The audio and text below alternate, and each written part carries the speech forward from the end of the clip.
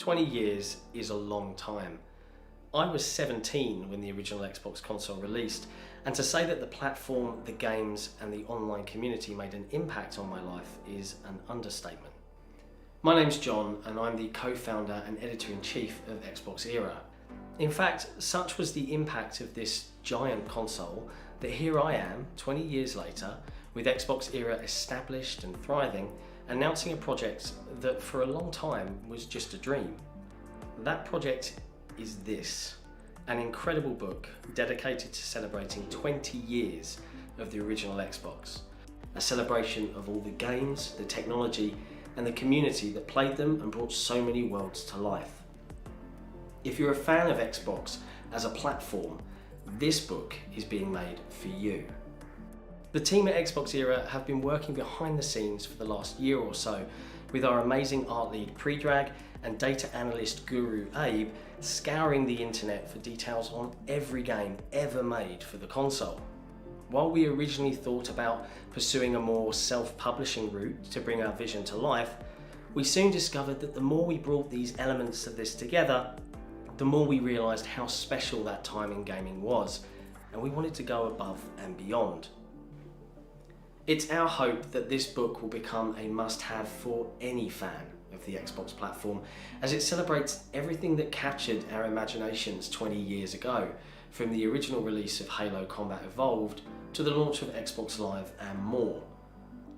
Thanks to the amazing gaming community around Xbox, we've also arranged for special excerpts and contributions from members of the Xbox community as it exists today, from well-known journalists like Jeff Grubb and Tom Warren, to incredible content creators like Clobberall, Randall419, Colt Eastwood and Modern Vintage Gamer, who will share their memories of the games and special moments the original Xbox console gave them.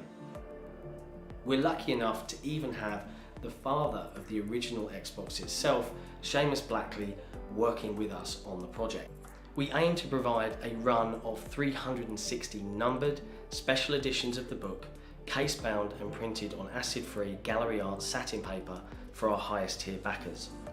There'll also be a more standard hardback version alongside a digital edition being made available too. We're looking forward to working with our incredible community and Xbox fans across the world on getting this exciting project funded so that we can get the final product into your hands. Thank you for watching, and please consider backing our Kickstarter.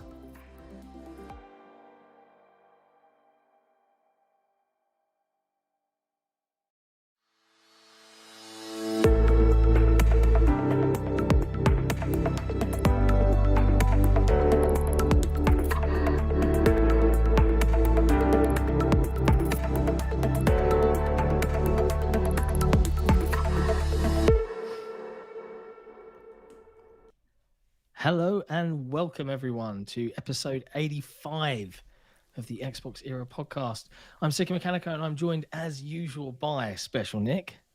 What's going on? Indeed, what is going on? And it's worth mentioning, lurking in the background, unbeknownst to anyone, is Jesse, the man of many talents, producer, reviews editor, video producer extraordinaire. He's around somewhere. Look at him, just That was me. I fixed us because I saw people saying that we were in the wrong order, so I quickly switched it. I love it. Yeah. Just, you might have noticed a subtle hint and reminder at the start of the pod that if you're not yet backing our humble project on Kickstarter, please go and do so. We are so close to actually realizing it and making it happen. And I've got to answer the question now, and it's a boring answer because I made the universe for fun, sent a super chat in, and it just says I need to know. And the reason it says that is because earlier on he asked the question, be honest, Sick, how many takes did it take me to do that video? And the honest answer, genuine honest answer, is I joked around with the video team that helped make that, in that, hey, I'm normally pretty good at doing this in one take, especially if it's something I've written, because I know all my tones and the way I speak is often the way I write. I did it in one take. Yeah, I did it in one take, and I joked the entire time up to while he was setting up. I said, I'm probably going to do this in one take. I did do 3 takes because he wanted a bit of variation. But having watched his edit, and you guys got to see the secret edit that he did, the one you've seen on Kickstarter is my version, because he used one that zoomed in really close to my face, and no one wants that. All right, no one needs that in their lives. But yeah, the take he used was the first take. So what can I say? I'm a professional. But yeah, we're here. It's the weekend. It's actually quiet. It's all quiet. Everyone's just happy playing Halo, grumbling about progression and other hiccups. Have you been playing anything other than Halo, Nick? What have you been playing? Let's do that. Halo, Immortals, Rocket League. What else? That's about it. But one thing, hold on. Now I'm going to try this and hope that everything doesn't come apart. Okay. Let's see what happens here. Okay, I'll grab the mic. There's the mic. Grab the laptop. Okay. He's going to do it. He's going to do it. He's going to show something off here. Let's see what happens here. Okay. What? I don't know how this is going to work. It's going to work. It's going to be try fine. Something. Nothing's going to break. Okay. There it is. Wow. It's pretty. How nice is it? It's pretty. Yeah, in person, it's like, it's so much nicer than in the promo shots. It's actually like a really good looking console. Yeah, what's the sound? Can we hear the sound? No, it just lights up the normal color for some reason. I don't know why. But yeah. Oh.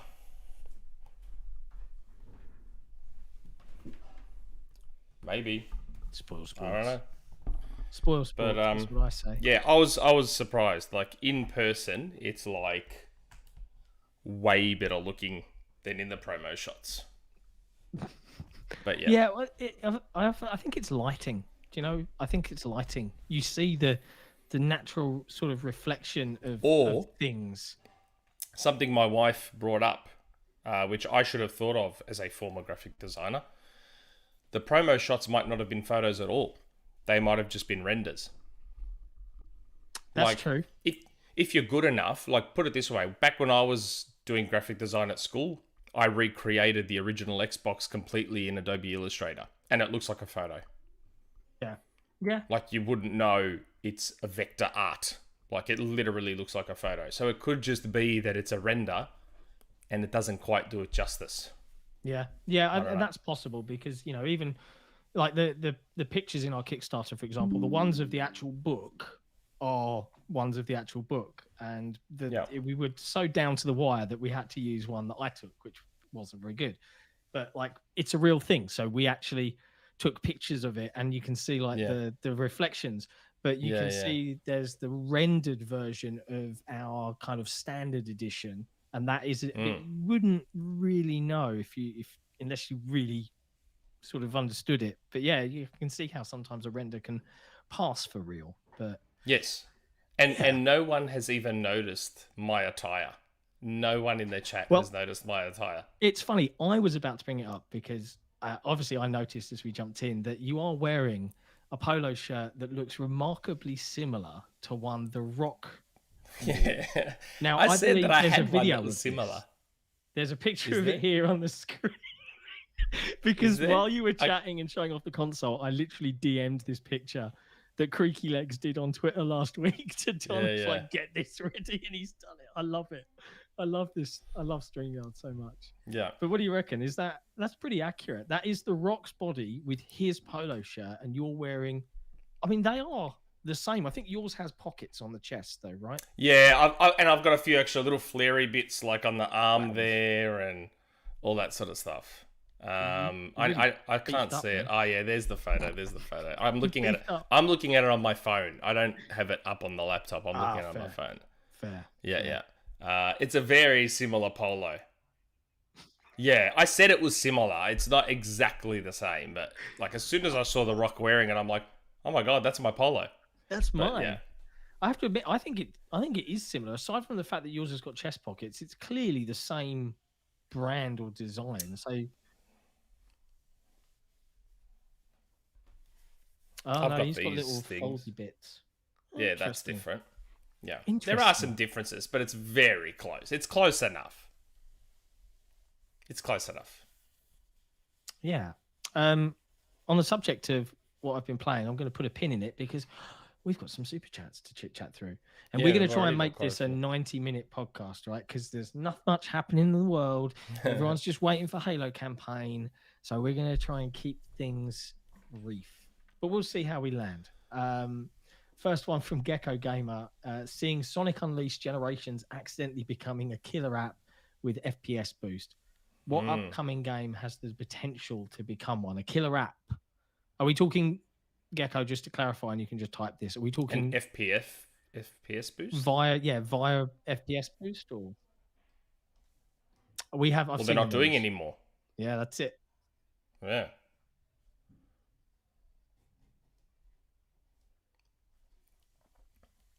Yeah. That's sad. Yeah, it is sad. That's sad.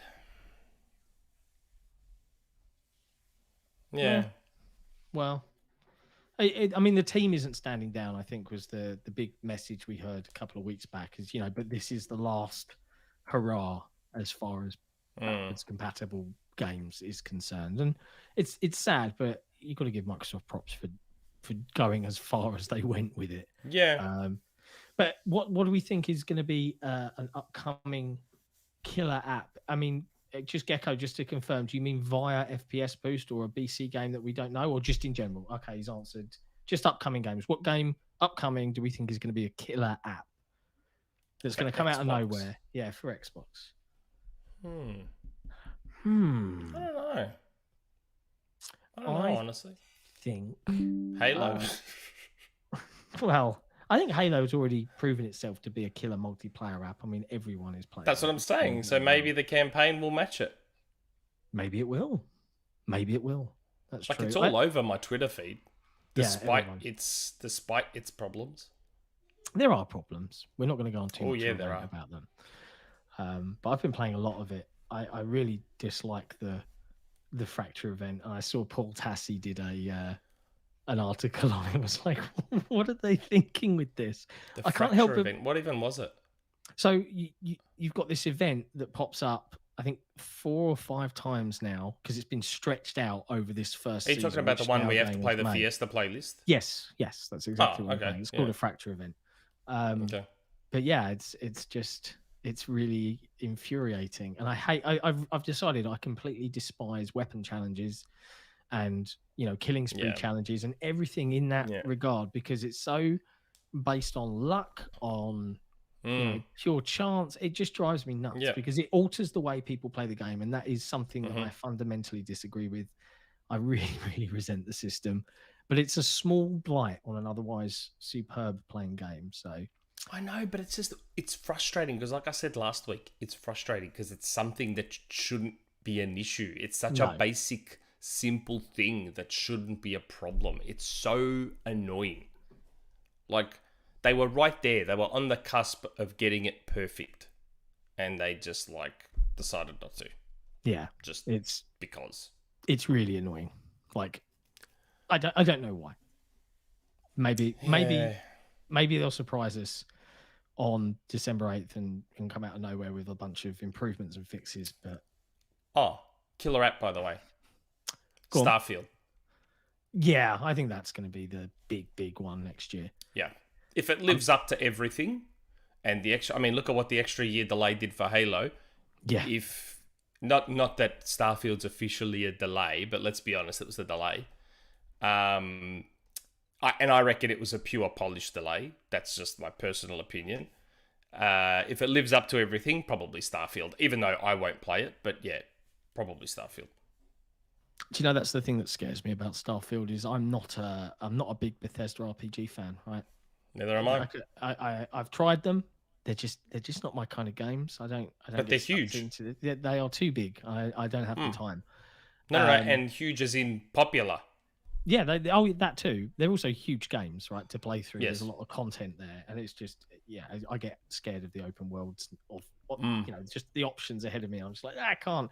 I've done it with everyone. I've bought into the hype. I picked up Oblivion. I picked up Skyrim. I picked up Fallout. I'm just like, eh. And with Starfield, what really scares me a little about it is, again, there's that breadth of options out there. I don't even know what the game is yet, aside from the fact that it's going to be a Bethesda RPG, but it's in a genre I really, really love, sci-fi. So I'm like, I want to like it. So maybe Starfield will be my Skyrim. That a lot of people last year had Skyrim as their moment, but who knows? What else? Somnia super chat. Hear of this Kickstarter by XboxEra? I hear it's 75% funded and close to funding. You too should do your part. I'm doing my part. Starship Troopers. That was a good movie. Nice. Yeah, I love Starship Troopers, man. It still looks surprising. The sequels are dumb, but the original's good. Yeah, 100%. Yeah, 75%. That's not bad. Do you know what? Good. It's exciting. There's a bunch of things. I'm just I will be sharing an update out on the actual Kickstarter page probably Sunday, Monday as we finalize a couple of bits. But we're kind of humbled by all of the incredible support we've had from the community. The only thing I wish is that the really fancy version. I can't go back and change things now. It is what it is. But I wish more people had picked up the fancy one rather than the standard edition. So we're looking to see if we can sweeten that pot with some add-ons and stuff that will go into that tier, just to see. And I've seen something Predrag's made in prep for that that looks really, really cool. So I'll share more. I got the Overshield one. Good choice. Good choice. I love the slipcase he's created for it. It looks really, really nice. All the other ones, the five, the numbered one, there's only 5. The top one, they were gone like straight away. Well, it's interesting you say that. We have had multiple messages from backers who say, look, I've backed it. I love this, but I've got a story I want to tell, and I've heard a bunch of different stories that are very similar to my own. I met these people back when I played this game and we're still friends 15 years later. And please, I want to put this as an homage to them and my friends. And it's like, so, we've had so many of those requests through. The reason that there was so few of that tier was page space, bluntly. Yeah. The more people that write stuff, the more pages we need, the cost goes up, everything changes, it's difficult.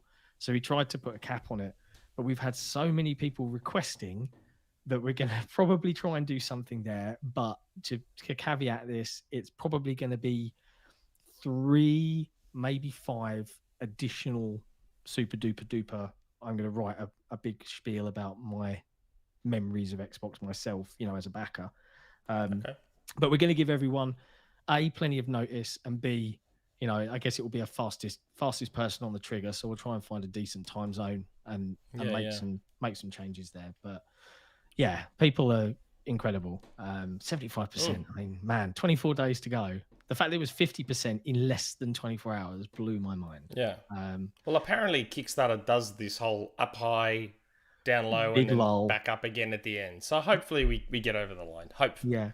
I mean, the one thing we wish we could do, and certainly to our members and supporters, I'd love to see, and we're working on doing some like press releases and things to try and get some other, Xbox sites to write about it, because it is a community-driven thing. This isn't like there's no money being made. We're asking for Kickstarter money so that we can make the damn thing. I mean, this prototype alone was 650 odd quid to make. So I'd love to see I know that there was a French Xbox site that wrote about it, which was really, really cool of them. Like they even messaged and said, hey, can we help with a French version? And it's like, that would be really cool. But there's also a hell of a lot to add on to an already very full plate. And I don't know if we're going to get into the realm of translating the book right now. If it gets funded and everyone gets their books, something might happen from there. Like maybe Xbox 100%. Sees it and says, you know what, this is really good. We'll do something with it. Anyway, we'll see what happens. Let's just baby steps. Absolutely, let's just see if we get funded first. Yeah, we'll try and get over if we get funded. But yeah, huge thank you to everybody that's supporting it. And if you're watching and you haven't, and you're kind of on the cusp or thinking about it, please go check it out and help us get there. In terms of what I've been playing, I've actually got quite a bit to talk about this week. One more super chat though. Oh, good. Because we said we were going through super chats. I didn't realize Jason. There's another one. Yeah, one more. Jason, even a similar body to The Rock. True or not? 100%, Jason. 100%. I saw another look, comment in there about skipping leg day though, bro. Is that also yeah, accurate? here's the funny thing. Yeah, Britt, I think they both skip leg days. Here's the thing. I don't skip leg day. I just have permanent chicken legs. Like, it doesn't matter what I do. My legs are actually freakishly strong. Like, I don't understand how that's possible, but they are. Like, what do I on the leg press machine? I think I do Is it like bench press? two. No. There's a leg press. We've got a leg press machine at my gym, and I do like 250 kilos, which is that's a couple of me's, and then some. And So, I think in pounds, isn't that like 450 pounds or something? Oh, God knows. Don't ask me in pounds. I don't know, stupid American system. As soon as I hear kilograms, I just picture 450 bags of sugar and stuff. Like, Yeah, that's I how my don't know. brain works. But yeah, no, my legs are just permanently chicken legs. They're strong, but they're just weirdly skinny. But I haven't been to the gym in 5 months because my gym, we were in lockdown for 4 of those. Oh, man. And now my gym, during that lockdown, decided they were going to relocate to a new space that's bigger and nicer, and they haven't reopened yet. Yeah. So they should be reopened in a week or so. I've been dying to go back. Yeah. Tangent. Yeah. Well, it's the XboxEra podcast. Yep. Tangents are part of the gig. Yep. I've been playing a couple of things this week. So one I can't talk about until next episode, but I will talk about it, and you guys will see more very end of next week. Okay. But the other couple of things I wanted to talk about. One is I played Lego Builder's Journey. Have you seen this? Yes, you showed me that. You showed me that yesterday, and I downloaded it on my son's iPad because it's on Apple Arcade. It is, yeah. It looks cool. It's beautiful, and the soundtrack is great. And my son Super good looking game. Absolutely loved it. Yeah, it's gorgeous, and that was apparently, as I understand it, Lightbrick are the developers, and they were made to be the in-house Lego company's developer, and they actually got spun out, but they still have the exclusive rights to make Lego branded games. I don't understand the full details of it, but that's what I thought. But it's an absolutely gorgeous game. And I found out on PC there was RTX, so you get all of the beautiful block reflections. And I was like, wow. I really want to just to see it, because even in 4K on the Series X, it was really, really nice to look at. How can it not have ray tracing on Series X though? Maybe they just didn't do it for that version. I mean, it looks great. I mean, maybe I'm wrong. Maybe I haven't looked at it, but it is such a pretty game. Very short. It is. I did it in 2 hours or so, and there's a couple of wobbles here and there, and I'd love to see more. So I didn't full on play it because I wanted my son to play it first.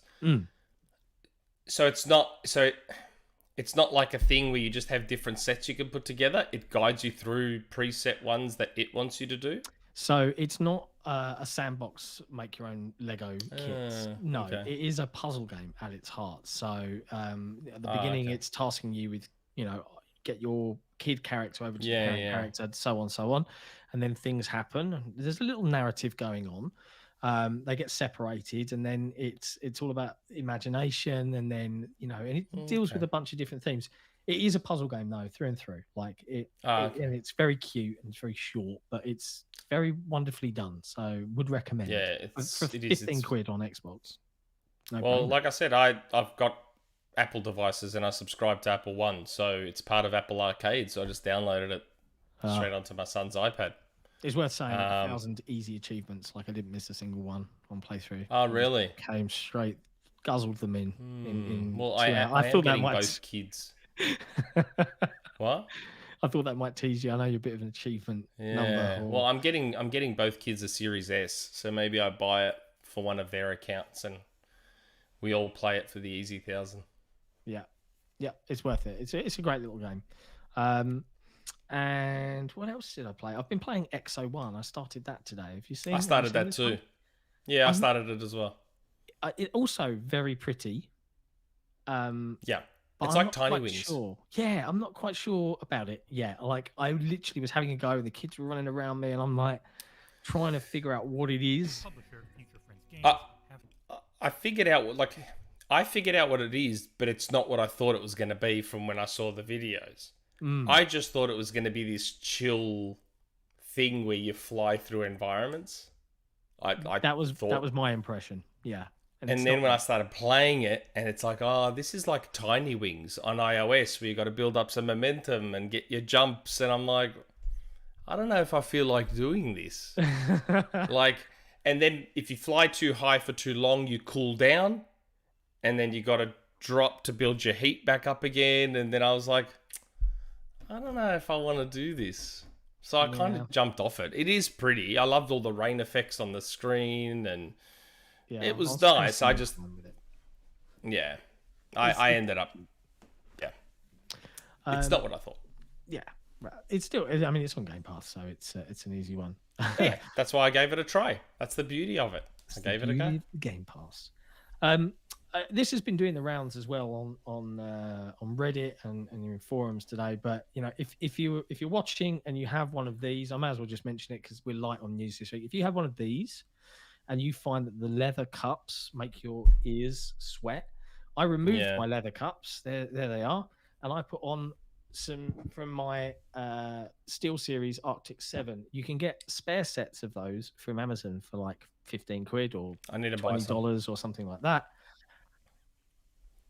There you go. Okay. So if you haven't done that, well worth it. It's so much comfier. So there's your life hack. But yeah, actual gaming news this week. Bit light on the ground, aren't we, Nick? But there's a list. Oh no, I'm looking. I'm looking. Black Friday. That's a thing. Did you spend any money this week? No, there was no good deals. Like, I was waiting for the Series S to go on sale for Black Friday, and there was nothing. There's just that Rocket League Fortnite bundle, which I'm going to get on Thursday. Ah, nice. Yeah. I didn't get anything gaming related. I got 2 Fire Tab HD Pros, one for each of my kids, because we're kind of really annoyed with them borrowing my phone or my wife's tablet or her phone. So we got a Pro version for the older child and a more kid-orientated version for the younger one. But they were 50% off. So I was like, and that's Christmas sorted as far as we're concerned. So that's the big present, and then we can just take it a bit easy because we're having a very, very small, modest Christmas this year. Because we're having a bigger one. Are you? We were in lockdown last year, so we go big or go home, basically. Yeah. But that wasn't the news of Black Friday. The news of Black Friday was that the Series S was the winner take all on Black Friday. Yeah. No wonder there was no thread on reset for a while. Makes sense. Sure, if the PS5 had one, there'd be like 17 threads on it. Yeah. Yeah, there's lots of Returnal Game of the Year threads instead. But Somebody made the thread, that's all right. Oh, did he? I think so. Yeah. I did notice, more and more, especially when I saw the sales numbers starting to drift through about how they'd really, really sold through a lot of Series S for Black Friday. I mean, it really rings true how smart their approach was this gen. You know, especially in light of the chip shortage, because it seems like the Series S is cheap, it's affordable, it has all the free-to-play games. You've got Halo hitting. You've got your Fortnite Rocket League bundle. But why didn't the chip shortage affect the Series S? There we go. Oh, okay. Thanks. Okay. God. Yeah, I had no idea. I always kept wondering the whole time. By the way, Jesse can't be heard. Oh, that means that it's not as funny. We're just kind of like looking. Yeah, I know. Like that. See, I knew it. I knew he was going to do that. Yeah. See, I knew it. Yeah, there we go. Now that's going to look all weird. OBS loves changing my default mic. So my answer was one chip. You get more chips per wafer because the Series S chip is significantly smaller than the Series X chip. And I hate OBS. Fuck OBS. There you go. And thank you, Technical God. You're welcome. I've barely been talking, so no one had noticed yet. That's good. Yeah. That's a good thing. See, we get one mistake, and that's it. We get away with it. But yeah, so Series S doing rather well. It makes sense, for PlayStation fans out there that want to have an affair or and cheat on their Secondary PlayStation console. 5. Why not? It's a great pickup. Like, I love my Series S. I've got one out in my front room, and it's a neat little console. I'm going to a Halo LAN in a couple of weeks for the campaign launch, even though we're just playing multiplayer because there's no co-op. And I was deliberating because the Series S is significantly smaller and lighter to carry, and I'm only going to be playing on a 1080p monitor. So I really need? Do I need the power of the Series X? No, probably not. Right? We're doing a LAN too. Are you? On the 10th. Just 4 players? Like, are you doing customs and all of that jazz? Oh, I don't know. Everyone's just going to come over here and we'll just play Halo. I don't know how many are going to be here. There'll probably be like 6 or 8 of us here, and big team. We play most of the night, then we do our Macca's run in the middle of the night, and then we come back, play a bit more. But then I just remembered something. We're on another podcast the next morning. And I'm like, I totally forgot about that. When are we on a podcast? Mad's one. Is that on? Wait, on December 9th? Isn't it?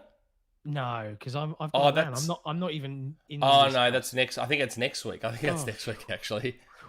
I think that's next week. Now that I think about it. You had me going there. Yeah. Hold on, I got mixed up. I got my timelines mixed up. Deep breaths. I've been worrying. I've been doing the podcast tour lately, and I did appear on Gamers Watch, which I know Geordie took part in. Yeah, the one where they do the puppet thing. Yeah, I have to they're very British. So if you're watching and you're not from England or the surrounding isles, you might kind of scratch your head sometimes at some of the humour. But as a Brit, they're very amusing. And they're a lovely bunch of guys, and it was a really fun chit chat about games. So I think that drops on Monday. So definitely keep an eye out for that. And if you don't follow them on YouTube, please do go give them a like and a sub and all of that jazz, and listen to them on Spotify and all of those things. But there was something else I saw, and I don't know too much about it, so I'm going to have to ask you to fill me in here, Nick. I saw Square apparently were, again, because I know that they've done this, they've got history of this. Nothing's ever good enough.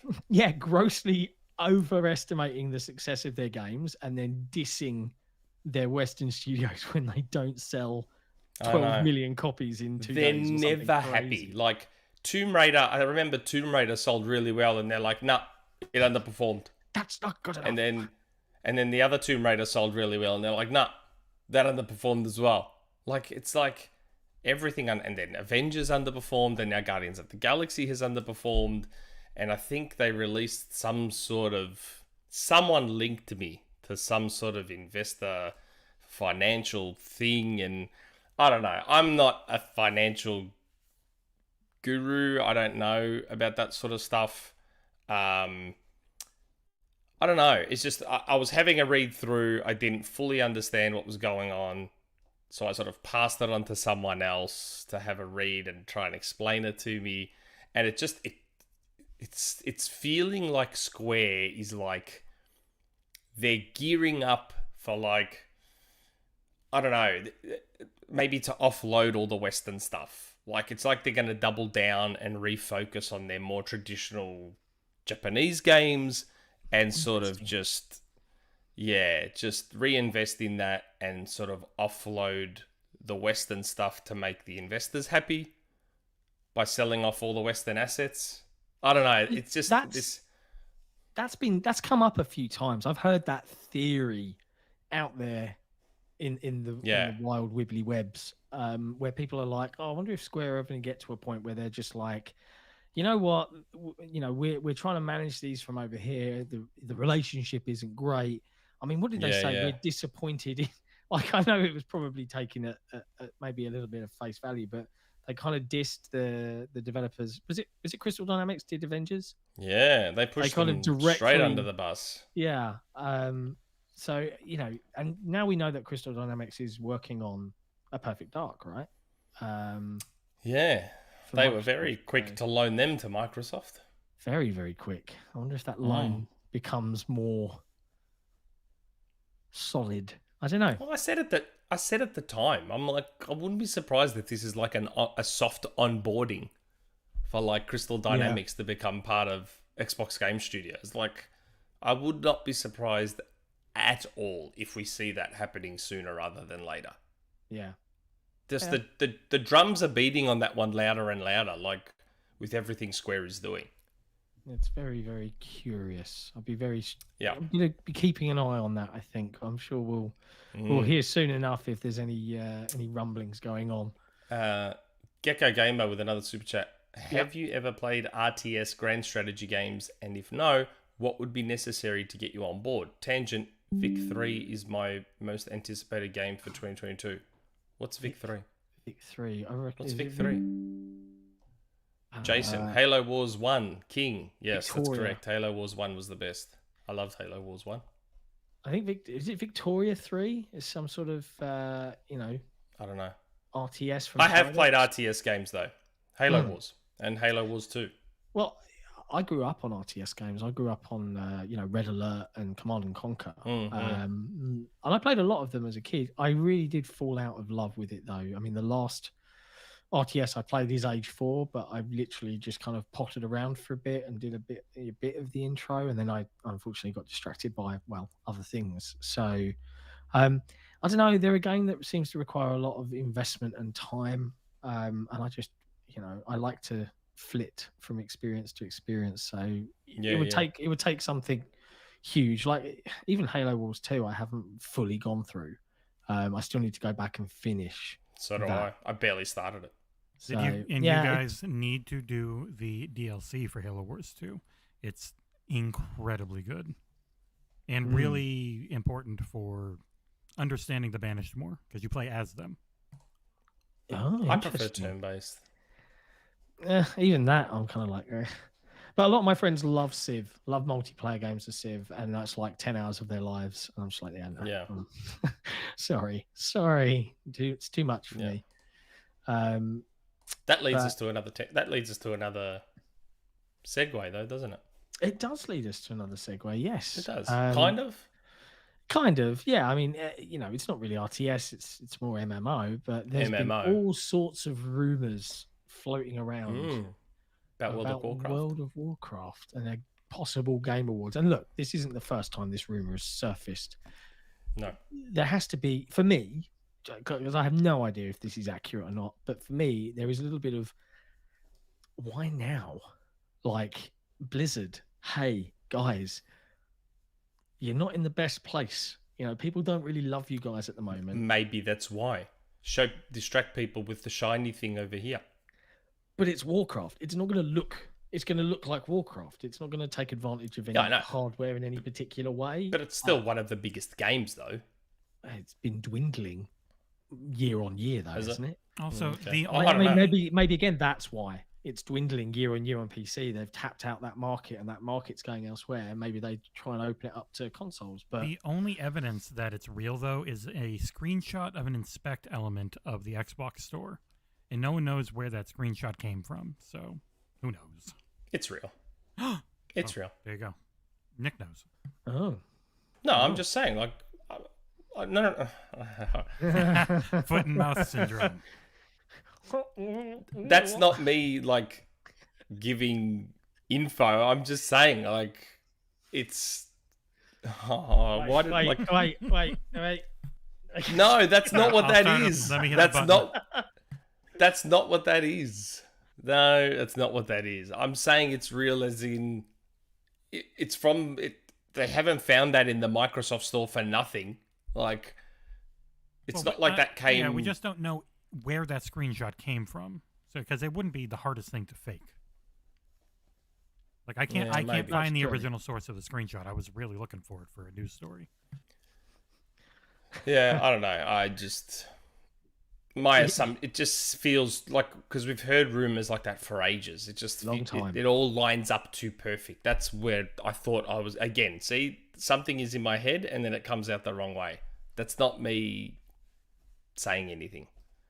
Having said that, though, see, I think League of Legends is the one that will come to Xbox. Yeah, that's the one I can see. And not Wild Rift. Everyone at me on Twitter was like, oh, nah, they already said Wild Rift. No. I'm talking like League of Legends proper. I think will come to Xbox. Like proper League of Legends. not the mobile port, Yeah. the real one. Keyboard and mouse is on Xbox. Yeah, you can plug it in. But that would be the first game, because not even their own Age of Empires 4 is out on console and says you need a mouse and keyboard to play. So I guess my question is League of Legends big enough and have enough clout for Microsoft to say, yeah, okay, we'll make it so that on the game box it says you have to have a mouse and keyboard to play this on console? I don't know. Maybe. Who knows? I don't know. But yeah, I mean that wasn't a rumor mill. That wasn't a rumor mill. No, it wasn't. That's not a rumor mill. No one needs. If I had to a go to rumor mill, Reddit. I would have done it in the rumor mill. It's not a rumor mill. Are you sure? Jesus. You No, sure? I am sure it's not. Okay, I'm just checking. While we're on the subject of MMOs, I appreciate I'm jiggling that list around a bit.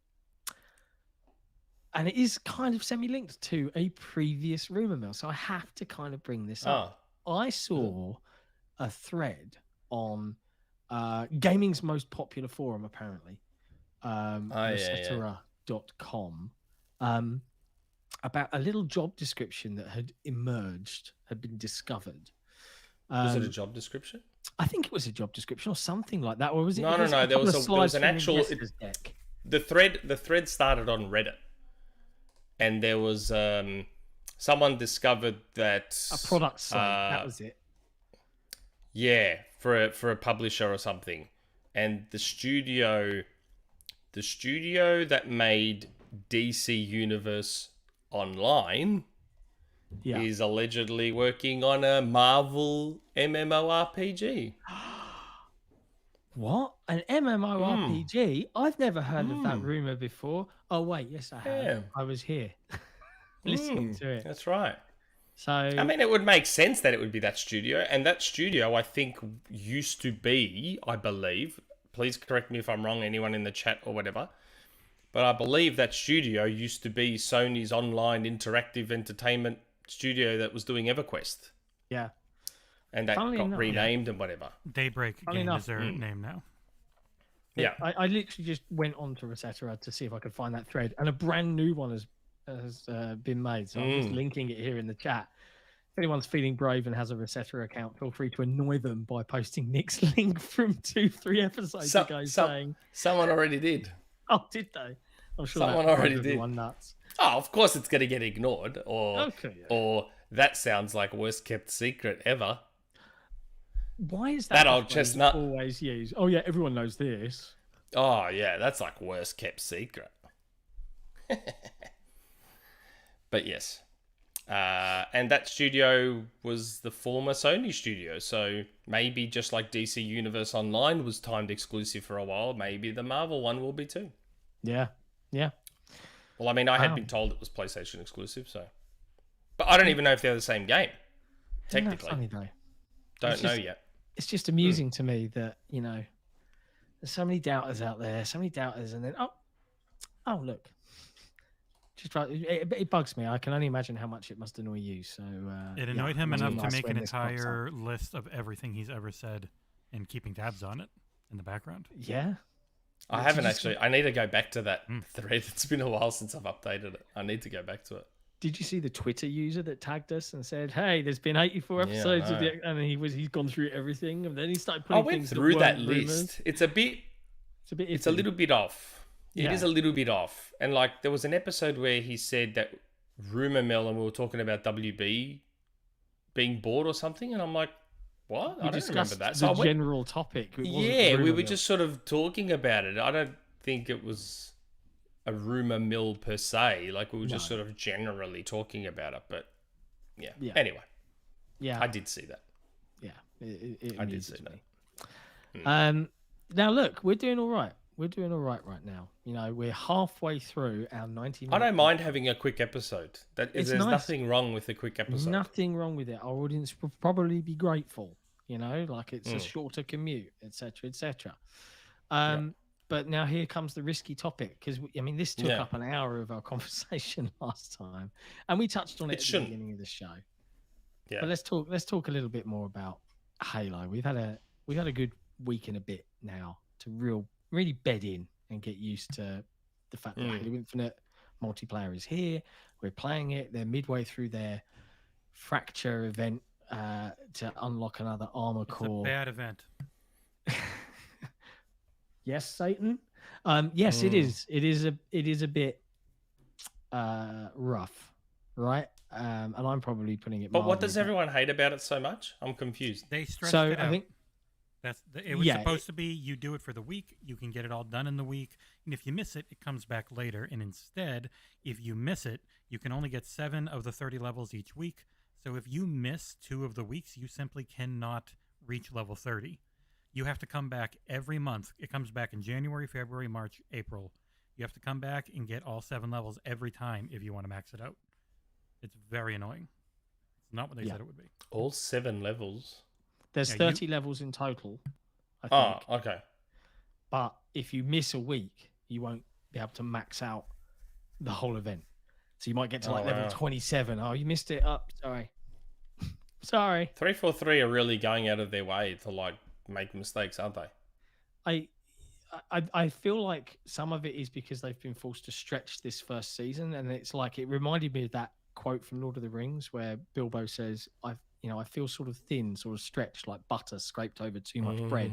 Like they've grabbed what were some good ideas, not all, a lot of it I disagree with, and just tried to stretch it out for the good of their team so they can hit the ground running when season 2 launches and co-op arrives and yada, yada, yada. But for the player base, I just don't understand this need to, I'm not going to stop playing. I don't really care about the challenges. I'll be playing because I'm having fun.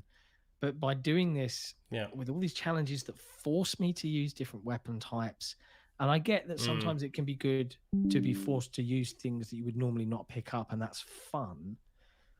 But to put things in that fundamentally, especially in a ranked scenario as an example, fundamentally change how a player will play because they want to hit a challenge is a bad idea, in my opinion, in a multiplayer ranked environment. Quick play, I don't really care too much, but it's still bad. And just overall, the customization options are really, really frustrating. Like, I want to be able to mix and match helmets and armor cores. Yeah, I know. They don't let you. And there's crazy things like the color red for the samurai armor is like 100 more credits of real currency that you can buy than the color blue. Like, why is one more expensive than the other? Like, for what reason? I don't know. There's lots My of weirdness confusing is stuff. Infinite has a lot of problems, but like the one thing I'm seeing a lot of negativity and controversy about is the microtransactions and the cosmetics. And I'm like, have you people not played free-to-play shooters before? Like, no. I don't even... They definitely have not, because this is very normal for the genre. This is not it bad. is. This That's is the Halo normal fans part. that don't normally play this stuff getting very, very like, what is this? This Well, yeah, maybe it's because I've played Fortnite, I've played Apex, I've played Rocket League, I've played... Like, having expensive microtransactions, like cosmetic stuff on the side, is stock standard procedure. And I would argue Halos are the cheapest of all of them. As someone who has spent an embarrassing amount of money on Fortnite skins, Halos are cheap. Like that awesome space station gaming outfit that's got that carbon black with the yellow highlights. It was $10. It was $10. Like, that's not expensive. That's 10 Australian to... bucks as well. I mean, yeah, it's like 10 or 11 Australian dollars, which is like, that's cheaper than a Fortnite skin. So I don't, like, Halo has actual legitimate problems, like real ones, like the Battle Pass issues, like the fact that there's still no Slayer playlist. This Fiesta thing's the closest thing we have to it. I hate Fiesta so much. The tick rate on it is just embarrassing. Like, just popped up with a super chat saying what needs to be fixed is the 24 tick rate, the server issues, more playlists, and anti-cheat that they said they were adding in. Oh, the cheaters, my God, I'm coming across so many of them already. You can tell straight away as well. Yeah. Like, you can tell straight away. Like, I'm dying in ways that shouldn't be physically possible. They just shouldn't be possible. So it's like, okay, so either at minimum, they're on PC. at worst, they're on PC with like an aimbot or something.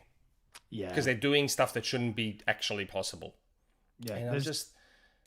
There's lots of really annoying things, and I can see another super chat from I Made the Universe for Fun. It says, I feel really old because as long as I'm enjoying the gameplay, all the other things like skins, cosmetics, XP challenges, they just don't matter to me. And you know what? I kind of agree with you. I just wish there was just a small amount more, and I'm hoping it's remedied on December 8th when people can unlock stuff through the campaign, etc.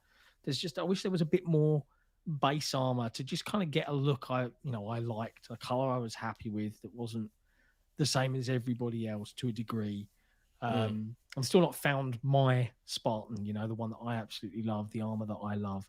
But yeah, the things that really have started to annoy me now is I can tell when I'm on a good server versus a bad server. As someone in Australia, I'm sure you know this when it's happening. They're all bad servers for me. Right, it's rough. Like I'm behind cover in a firefight, and I hit and I die. I die through the wall. That is the most annoying situation. And I understand it's all to do with tick rate and things like None that. of the guns behave the way they're meant to. So the BR is a 4-burst kill. Yeah. Why do I keep dying in 2? Why?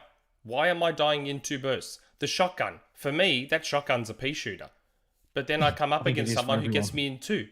He gets me in 2. Like, I'm dying in 2. Like, for me, and again, probably because of the Aussie servers, combined with the tick rate, combined with whatever, none of the guns are behaving the way they're supposed to behave. And the hammer, don't even get me started on that stupid grav hammer, which I hit a guy in the face with it, right? In the face. Like, it physically hit him in the face. He didn't die. I was like on the other side of the map and he swung it and I died. Yeah. I'm just like, what do you mean? Like, how does that happen? I was on the other side of the map. He swings the hammer and I die. But I hit him in the face. There's no greater rage than Halo rage, in my opinion. Like, no game makes me swear and like twist the pad in my hands through pure frustration. I go through like the 5 phases of Halo ranked play, which is like, Halo, and then real anger and frustration, then whatever, I don't care anymore. Sheer rage. And then I'll hit, like, we call it engaging the rage. Like, there's a little group of us that always play ranked. So like, mate, you just got to turn it on, flip the switch, come on. And then you'll have that game where you're like, I'm on it, and you're just like, my wife came in, she's like, why do you keep playing?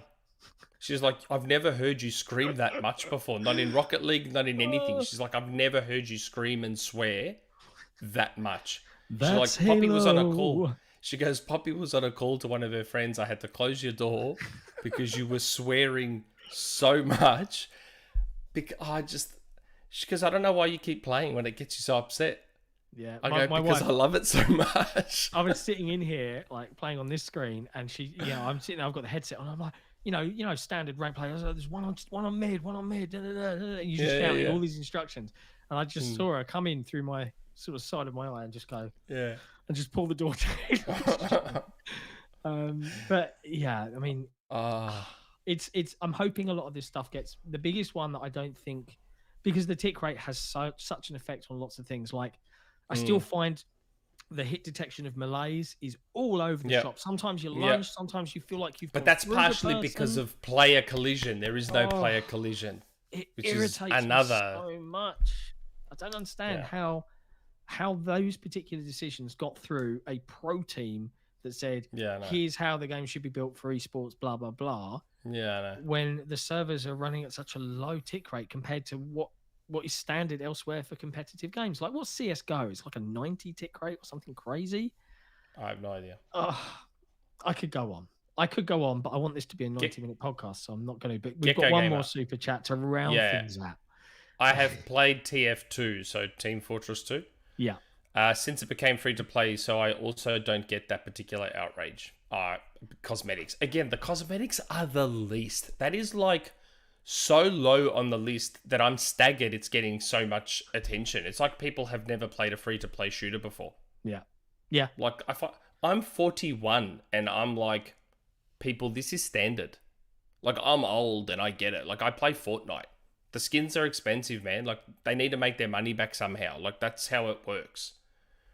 there's way more genuine issues that require attention for Halo Infinite. Cosmetics, I hope 343 doesn't address it at all. People just need to accept that that's how free-to-play shooters work. Yeah. They have expensive cosmetics that look really cool. I've already bought a set. It was such a cool-looking set, I just had to buy it. And honestly, that's probably how I'm going to go from now on. I don't think I'll bother with the battle passes going forward. Like, none of the stuff in the battle pass super appeals to me. Yeah. So what's the point in forcing myself to do all these challenges and stuff? I'd just rather pick and choose awesome skins that I like the look of and just buy those individually. And from what they've shown so far with the seasonal events, the challenge is literally just play one game each day. That's it. And you'll get those items. No hyper-specific garbage. Just if you play a match, you get something. But the problem is, once SWAT comes, that's all I'll be playing anyway. So the battle pass is a waste of money for me. Well, those are free, too. So like the Christmas one that's coming up, it's free. They're not a Fracture event. They're just a seasonal event. And their challenge is literally play any one multiplayer game from any mode. That's it. Yeah, I get your point, right? And I think to a degree, because, I'm an adult now. I have disposable income. If I see something cool I want, I will just get it. That's how life works, right? But yeah, I think that the reason it's making so much noise is they're fighting a contingent of old people that don't play free-to-play games, but Halo's the game they'll come back for, and it has had to make the change to free-to-play in order to even compete with the big guns like Fortnite and Apex and Warzone. And they're not, they're used to going in, picking their color, picking their Spartan armor, chop and changing helmets versus body plates. I know it's free to play. I know. What did they like? Don't they understand that they had to make money back somehow? Like, what did they think? Like, I'm old, and I'm not outraged about it. Like, I know. I don't know. I'd be one of the oldest people playing Halo. I've genuinely heard people going, "Oh, it's $1 trillion company. Come on." And I'm just hopeful. And look, I don't know, right? I appreciate. I wish I was in a position to know. I don't know what will change on December 8th, apart from the fact that we're getting some playlist changes. The campaign's coming out. But from someone who loves objective modes, I like the mixture and forcing you Slayer plebs to play a little bit of forward thinking beyond just shoot, kill. No. I appreciate it's not for everyone, so it's it's not always for me to. Do you want to know what it is though? When I get one of these objective games, even though I hate objective matches, I'm still one of the only people playing the objective. Yeah, I saw the meme going around on Twitter. It was like pro Halo tip in oddball: if you hold the ball, carry the oddball, you'll win. Yeah, if you carry the ball, like every time I play oddball, 99 times out of 100, I'm the one who has carried the ball the most. Yeah. I'm the only person that does the objective. And I hate objective modes, but I'm there. I'm here. I'm going to give it my all. I'm going to do it properly. And I'm sitting there. The number of times I've got the ball, I'm hiding somewhere. And my teammates have so much time to come and protect me and back me up, and I'm just sitting there on my own, and then I cop a 3-on-1 and I'm dead. And I'm like, what are you doing? How much more time could I have given you to come and help me out? We played with a random the other day with the three of us. Our fourth guy wasn't around. We jumped in, and the fourth randomer, Rando Calrissian, as he's normally called, he was like, we were playing oddball, and he slayed, and he had the ball, he could have got time. He just ignored it and just carried on slaying, and we lost because he could have picked it up, but he left it there and then got overwhelmed. And it's like, oh God, There was only one time it worked. I was playing with 10K, and we played for the first time ever. I played one flag. Oh yeah, yeah, and I forgot about that mode. I have not played that mode. Was that for on years? It is was that only on available the kind of launch on site map? Launch site, launch site quick play, not ranked or anything. That's the only map that has it. Okay. Yeah. So we played one flag. And so me being me, I was a defender. I like to defend in everything. Real life, sport, the whole lot. I'm a defender. And we had a guy on our team who must have been like some kind of pro. And the opposition team must have got so frustrated because this dude was like on his own. He just kept going over to their spawn and just decimating all of them. And they just couldn't get near that flag. We ended up winning. We swept them 3-0 Wow. because we defended strongly. But then we managed to grab the flag too because we all jumped in vehicles and just swamped them. Nice. And then it was just, it was so good. It was actually... Because again, That's we the had thing. someone good on our team. We were defending well. Like when you coordinate, it can be really enjoyable. Oh god, when Halo's great, Halo's the best Yeah. multiplayer experience. It's in the world. best. But yeah, as our wives have discovered, when it's some bad servers and some dodgy teammates, there's no It's not rage the like it. losing. It's not the losing that's frustrating. I'm fine with the losing if we lose properly. But when you've got a team that's not coordinated or a bad server or whatever, it's just maddening. It's like nothing makes you rage more, although Rocket League comes close. Like if you have a teammate, like I was playing Rocket League the other day and I had this teammate, right? We went 2-1 down with 3 minutes left. And in Rocket League, even 20 seconds is a lot of time. Yeah. Right? We had 3 minutes left and we just went 2-1 down. So what did my teammate do? He jumped on his roof and just sat there. He gave up. And I'm just like, are you for real, dude? Like, and so I went and scored a goal by myself 2-on-1 to make it 2-all. All of a sudden he flips his car back and gets involved again.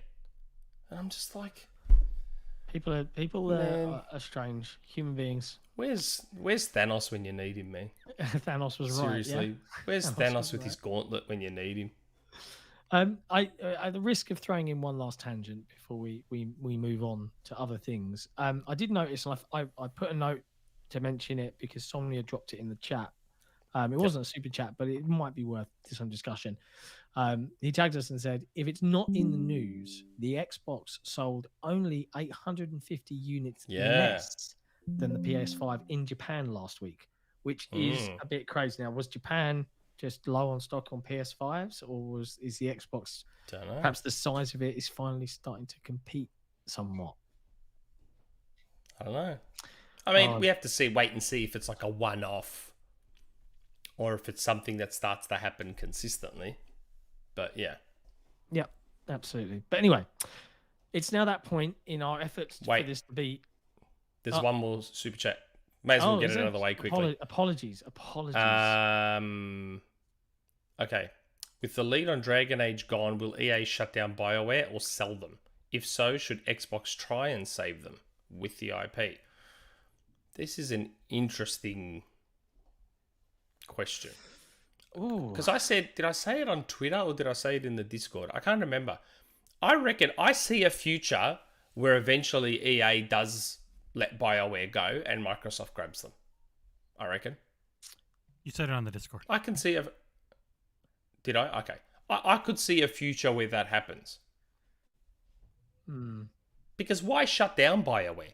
You've got the good relationship with Microsoft. You know Microsoft is buying studios. You know that Microsoft is all in on Western RPGs. Why would you shut down BioWare?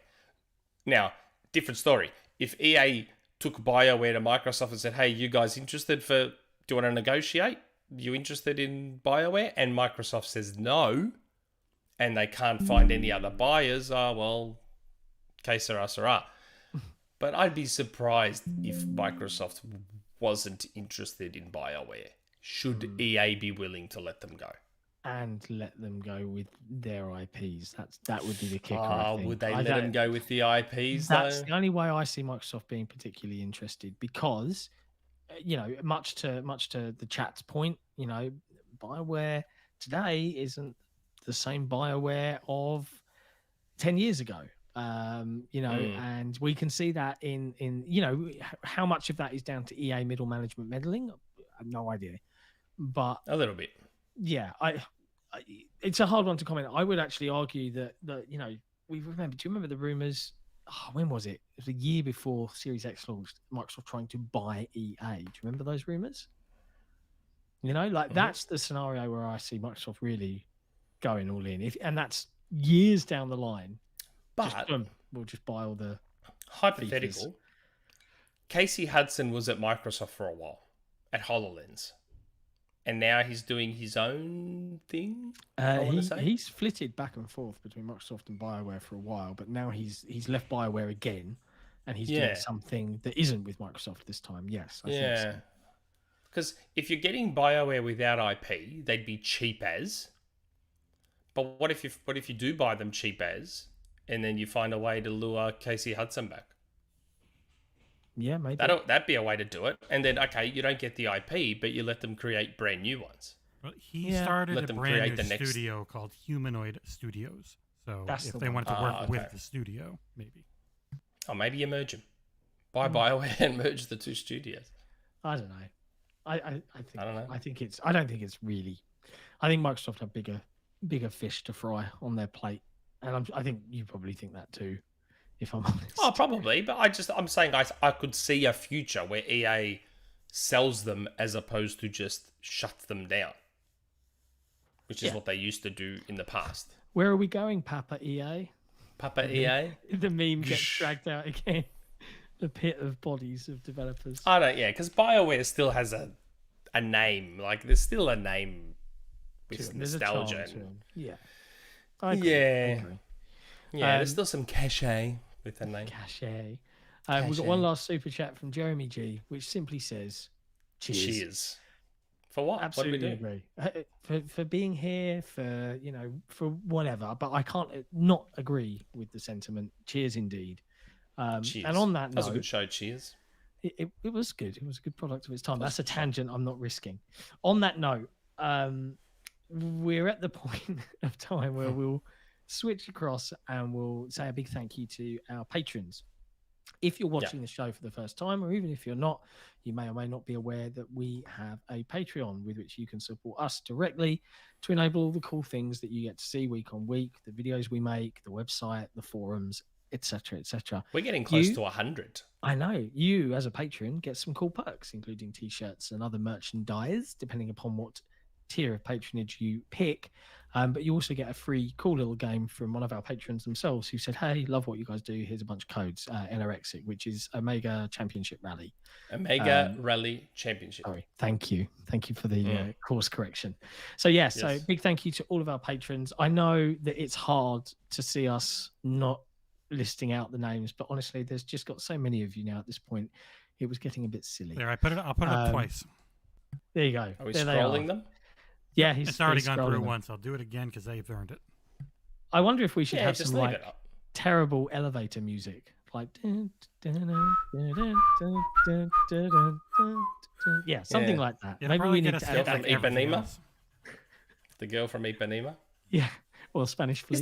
Is there a license that you can pay for? Like, if you open up a cafe in Australia, you can pay for this special license that allows you to just play any music in your cafe. Surely YouTube has something like that. YouTube has a library. Free music. We use it quite a bit. Sorry? YouTube has their own library, No, I'm not talking about their own library. I'm talking about any music. How does YouTube not have an agreement with AAPA, I think they're called in Australia, where you can just pay a fee and play any music you like?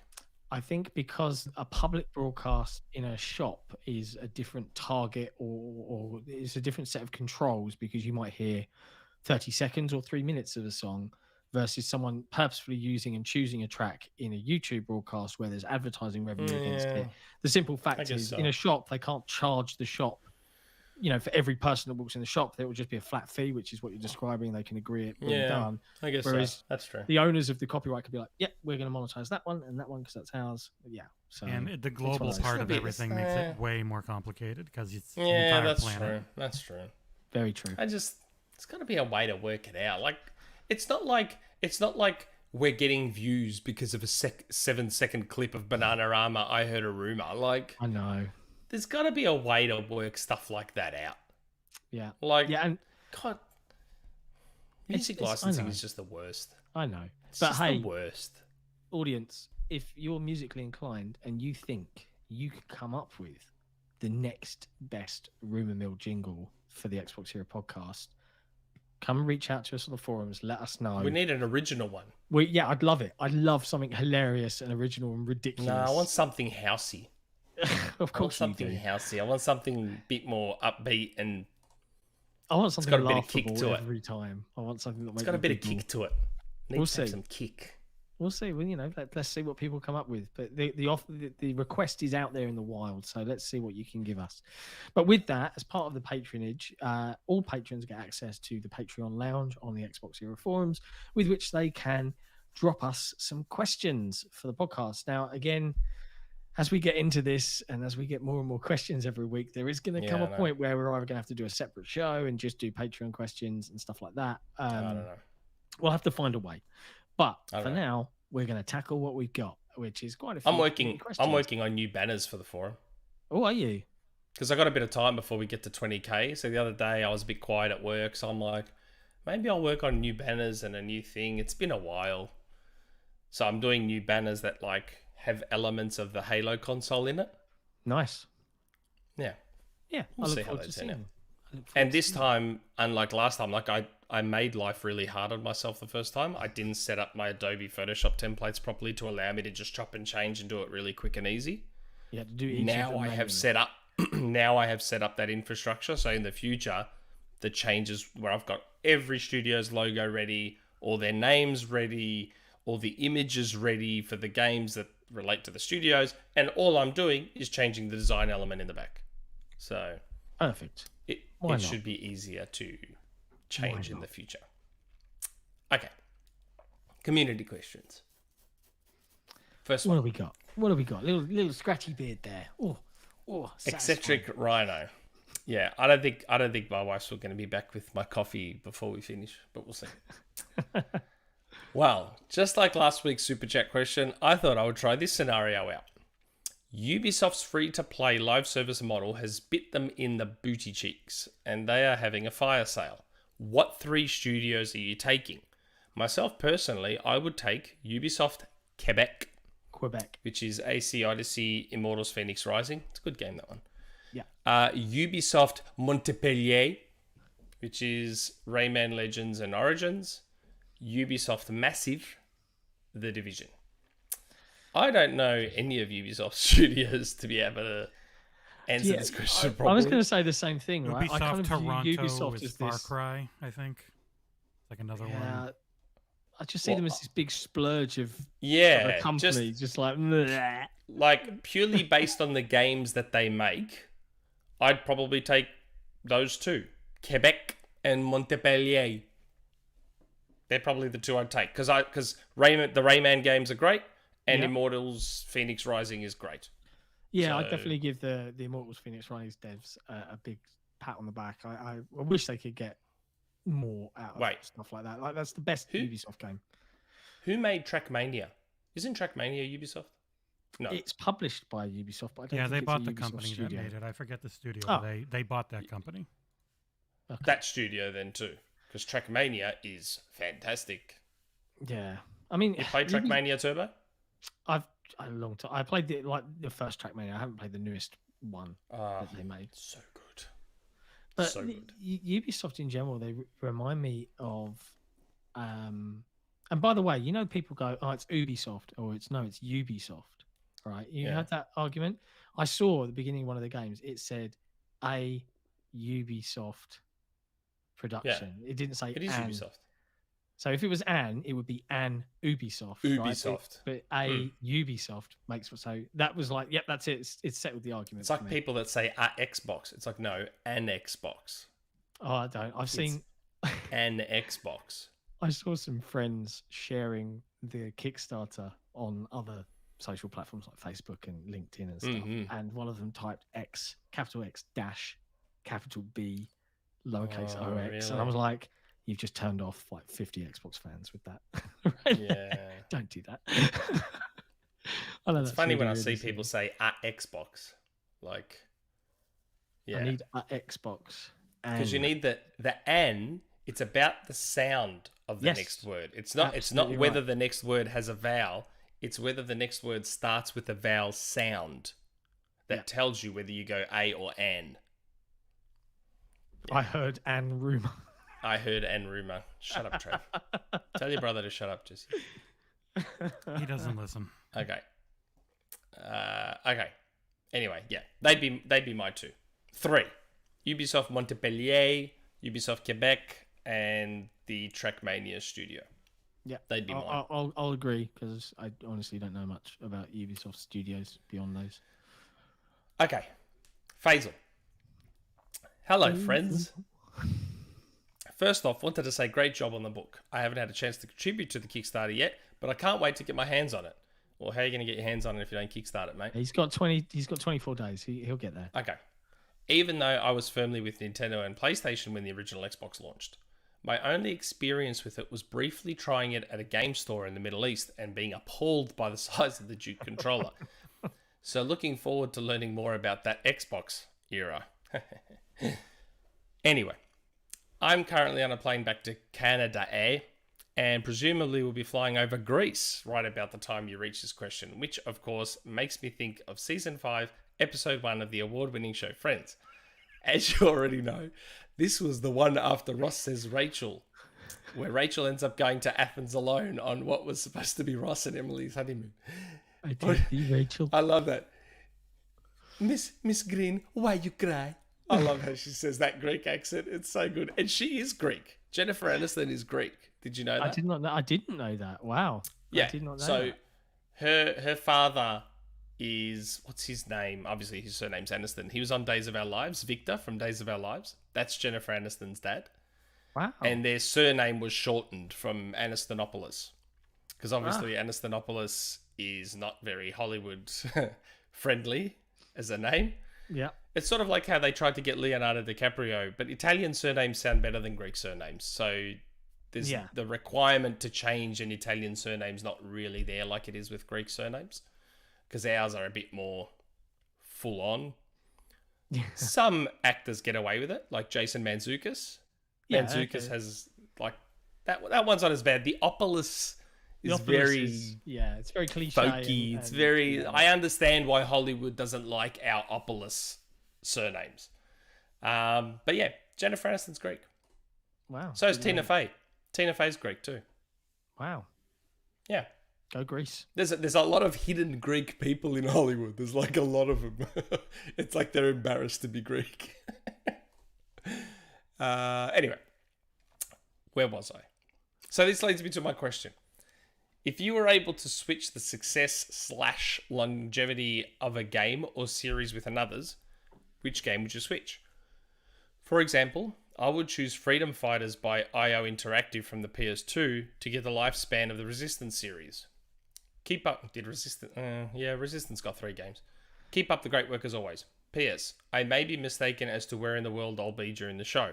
I shall alter the Friends reference according to be a 2-hour ferry ride away from Nova Scotia if needed.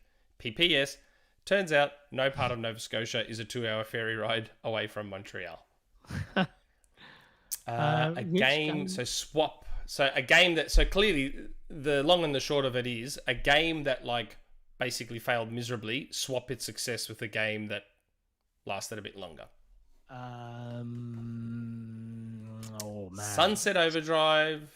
Yeah, I was just thinking Sunset. I want to say Chronicles of Riddick, Butcher Bay. Like, I'd love to have seen more games in that universe, in that world. What are you trading it with? Oh man, what would I trade it with? Damn, what's a game that I don't really care about that's had FIFA? I'd go. I'm gonna go Sunset Overdrive. Trade its success with Killzone. Wow, and you love You're a Killzone Shadow. I love Killzone Shadowfall. I love Shadowfall. Okay. 1 is a game that should never have existed. 2 is Vaseline the game. And 3 was okay. Like 3 I didn't mind. Like that's the one that I still own on PlayStation 3, Killzone 3.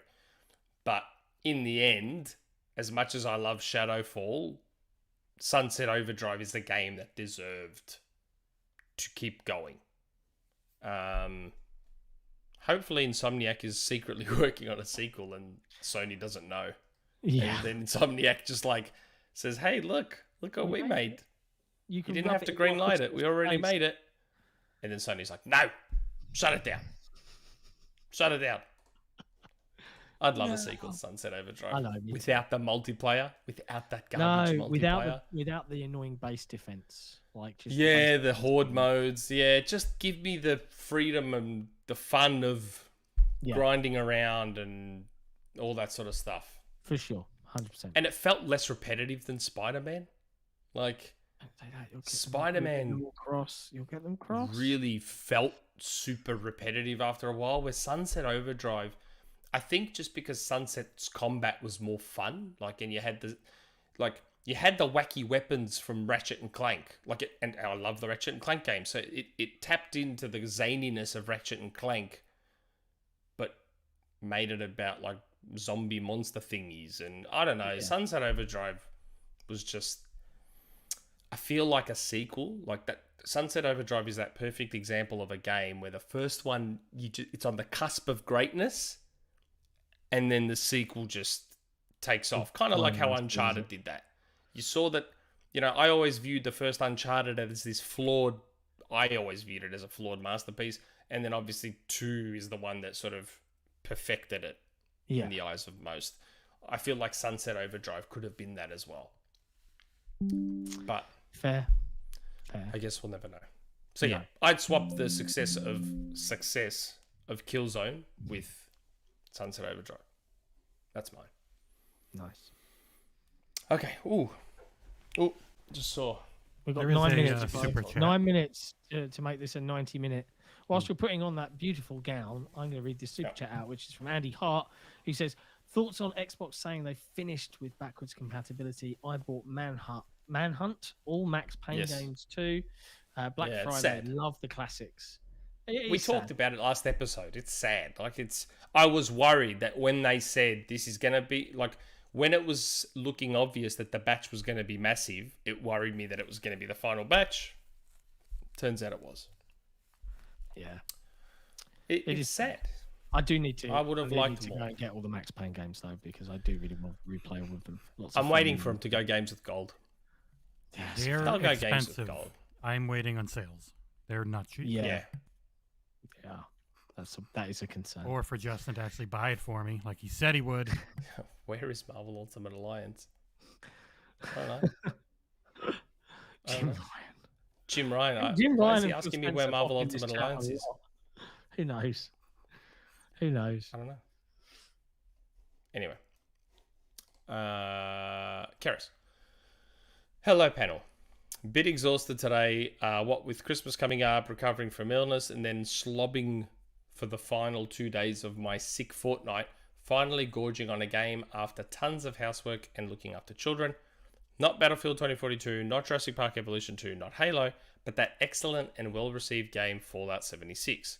The ever-lovely Noddy and once offered to show me around again to learn to love it, but time zones, etc., never mind. Anyway, it's kind of my Christmas treat to just cane and rinse. Cane? C-A-N-E, cane and rinse? Play to death. I'm going to cane that until I finish. Cane it. Yes. Just the way it was in that sentence. Yes, cane it. We use cane here too. Just got to put a bit of an accent on it, bruv. It's just... to cane. In that context, it sounded funny to me. Cane and rinse are open world. An open world. Cerys. MMO-like game. Yes, an open world MMO-like game. And usually Ubisoft games scratch that itch. However, as we all know, Ubisoft is run by monstrous people who would rather protect sexual predators than women, so no more games from them. And as rough and annoying as Fallout 76 is, it's much better than launch, and it does plug into that part of my brain. Time for you to answer me my questions 3. Given how much time I spent on you all this week, you shall answer everything and punctuate every sentence with the phrase, Cerys, you're wonderful flower, to help me feel good. Fair. Do you have a gaming Christmas tradition like my Ubi open world style game? Yeah, let's answer them one at a time. Do you have a gaming tradition for Christmas? Technically, no, but I do have a new one that starts this year that technically started last year, but it's become an annual thing officially this year, if that makes sense. Okay. which is my annual Christmas Xbox Era podcast episode with Jeff Grubb. It's actually on Christmas Day this time. Is that right? Yes. We're going to do it the day after, I think. Oh, okay. So Sunday. my Sunday is Boxing Day, but for Jeff, that would be Christmas Day, like the afternoon of Christmas Day. So we're going to do it the day after, which will be my Monday, the 27th, and it will be Boxing Day for Jeff. Oh, okay. I get you. So, and I said to him, I said, do you want to do that every year? He goes, all right. I mean, So- that's cool because I'm not doing a podcast. I love this community, but I also value being alive. My commitment levels are off the charts. Off the charts. I'm not missing an episode. You're going to see my face every single week. Hells yeah. Not missing an episode. Not going to do it. I will have a setup to look all Christmassy. Yeah, I'm not missing an episode. I'm I'm that. kind of sad. I'm like, maybe I'll make an appearance. I'm like that. because I've I'm like thought that meme from Wolf of Wall Street. I'm not leaving. I'm not leaving. I'm not gonna go into the swearing, but I'm like that Wolf of Wall Street clip. I'm trying to think. Do I have drag me out of here? Do I have a tradition gaming wise? I mean, back in the day when I was younger and I used to maybe get a boxed copy of a game, the tradition would be you'd play what game I got for Christmas, but that's not really a thing anymore.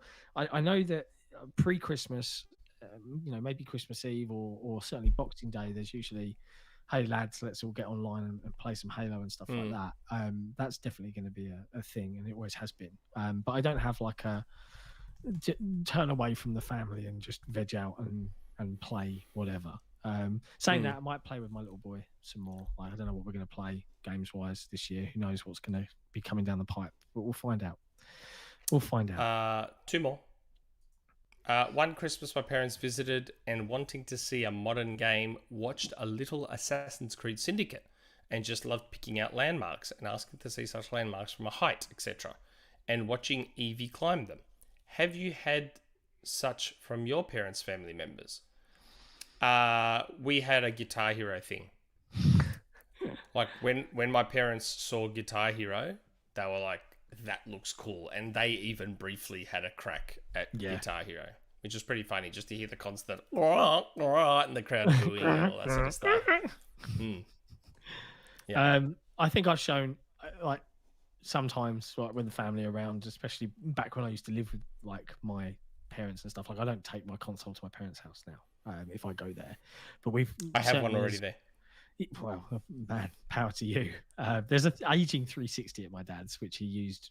I can't remember. I think he might have used it as a Plex server at some point. But back in the day, it would be like, oh, look at Ori, look at this. But now that we're kind of the age where we're like, hey, mum and dad don't really want to do cooking Christmas dinner for everyone. They come here now, and I might show them like Ori or but it's usually more film orientated. No one wants to be bored by daddy's hobbies, playing video games. So.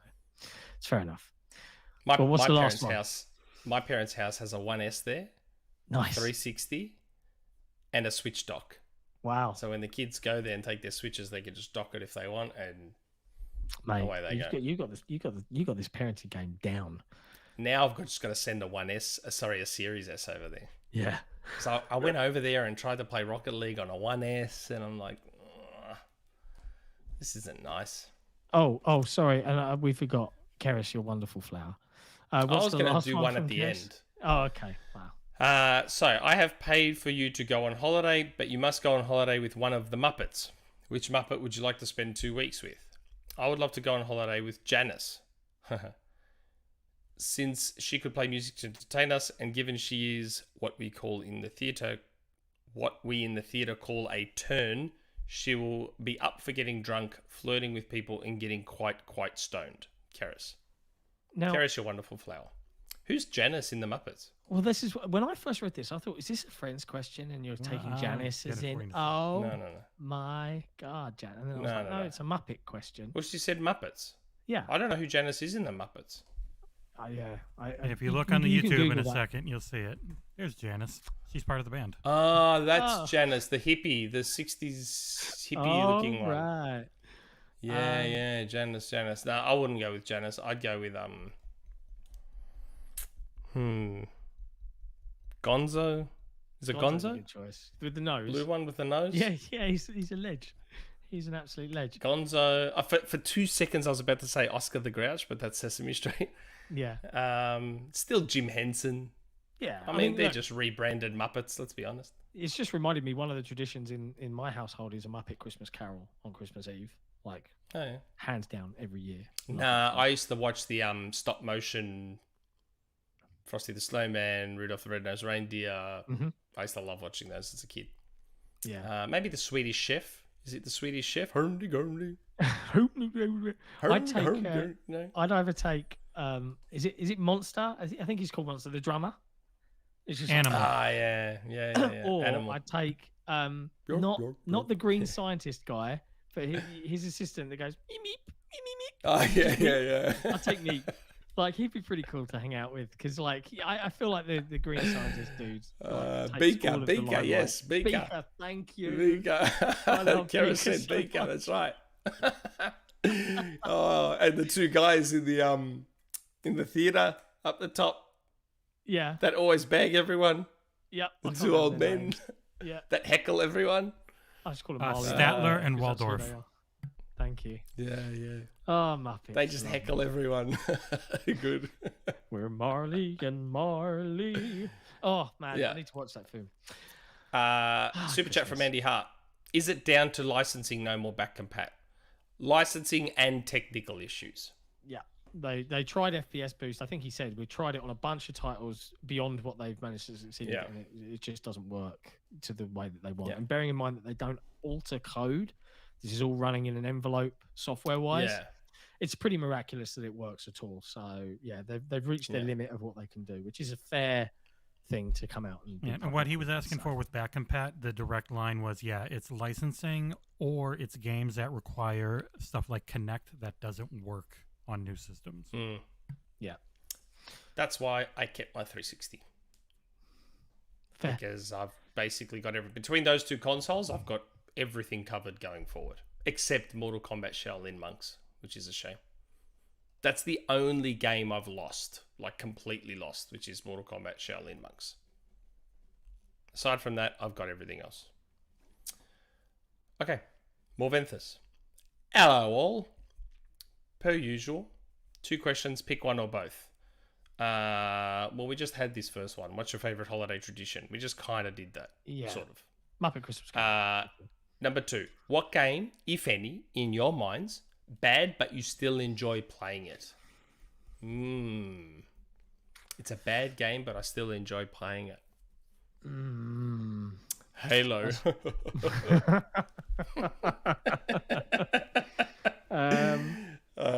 That's really. I'm not going to say Crackdown 3 because Crackdown 3 is not a bad game.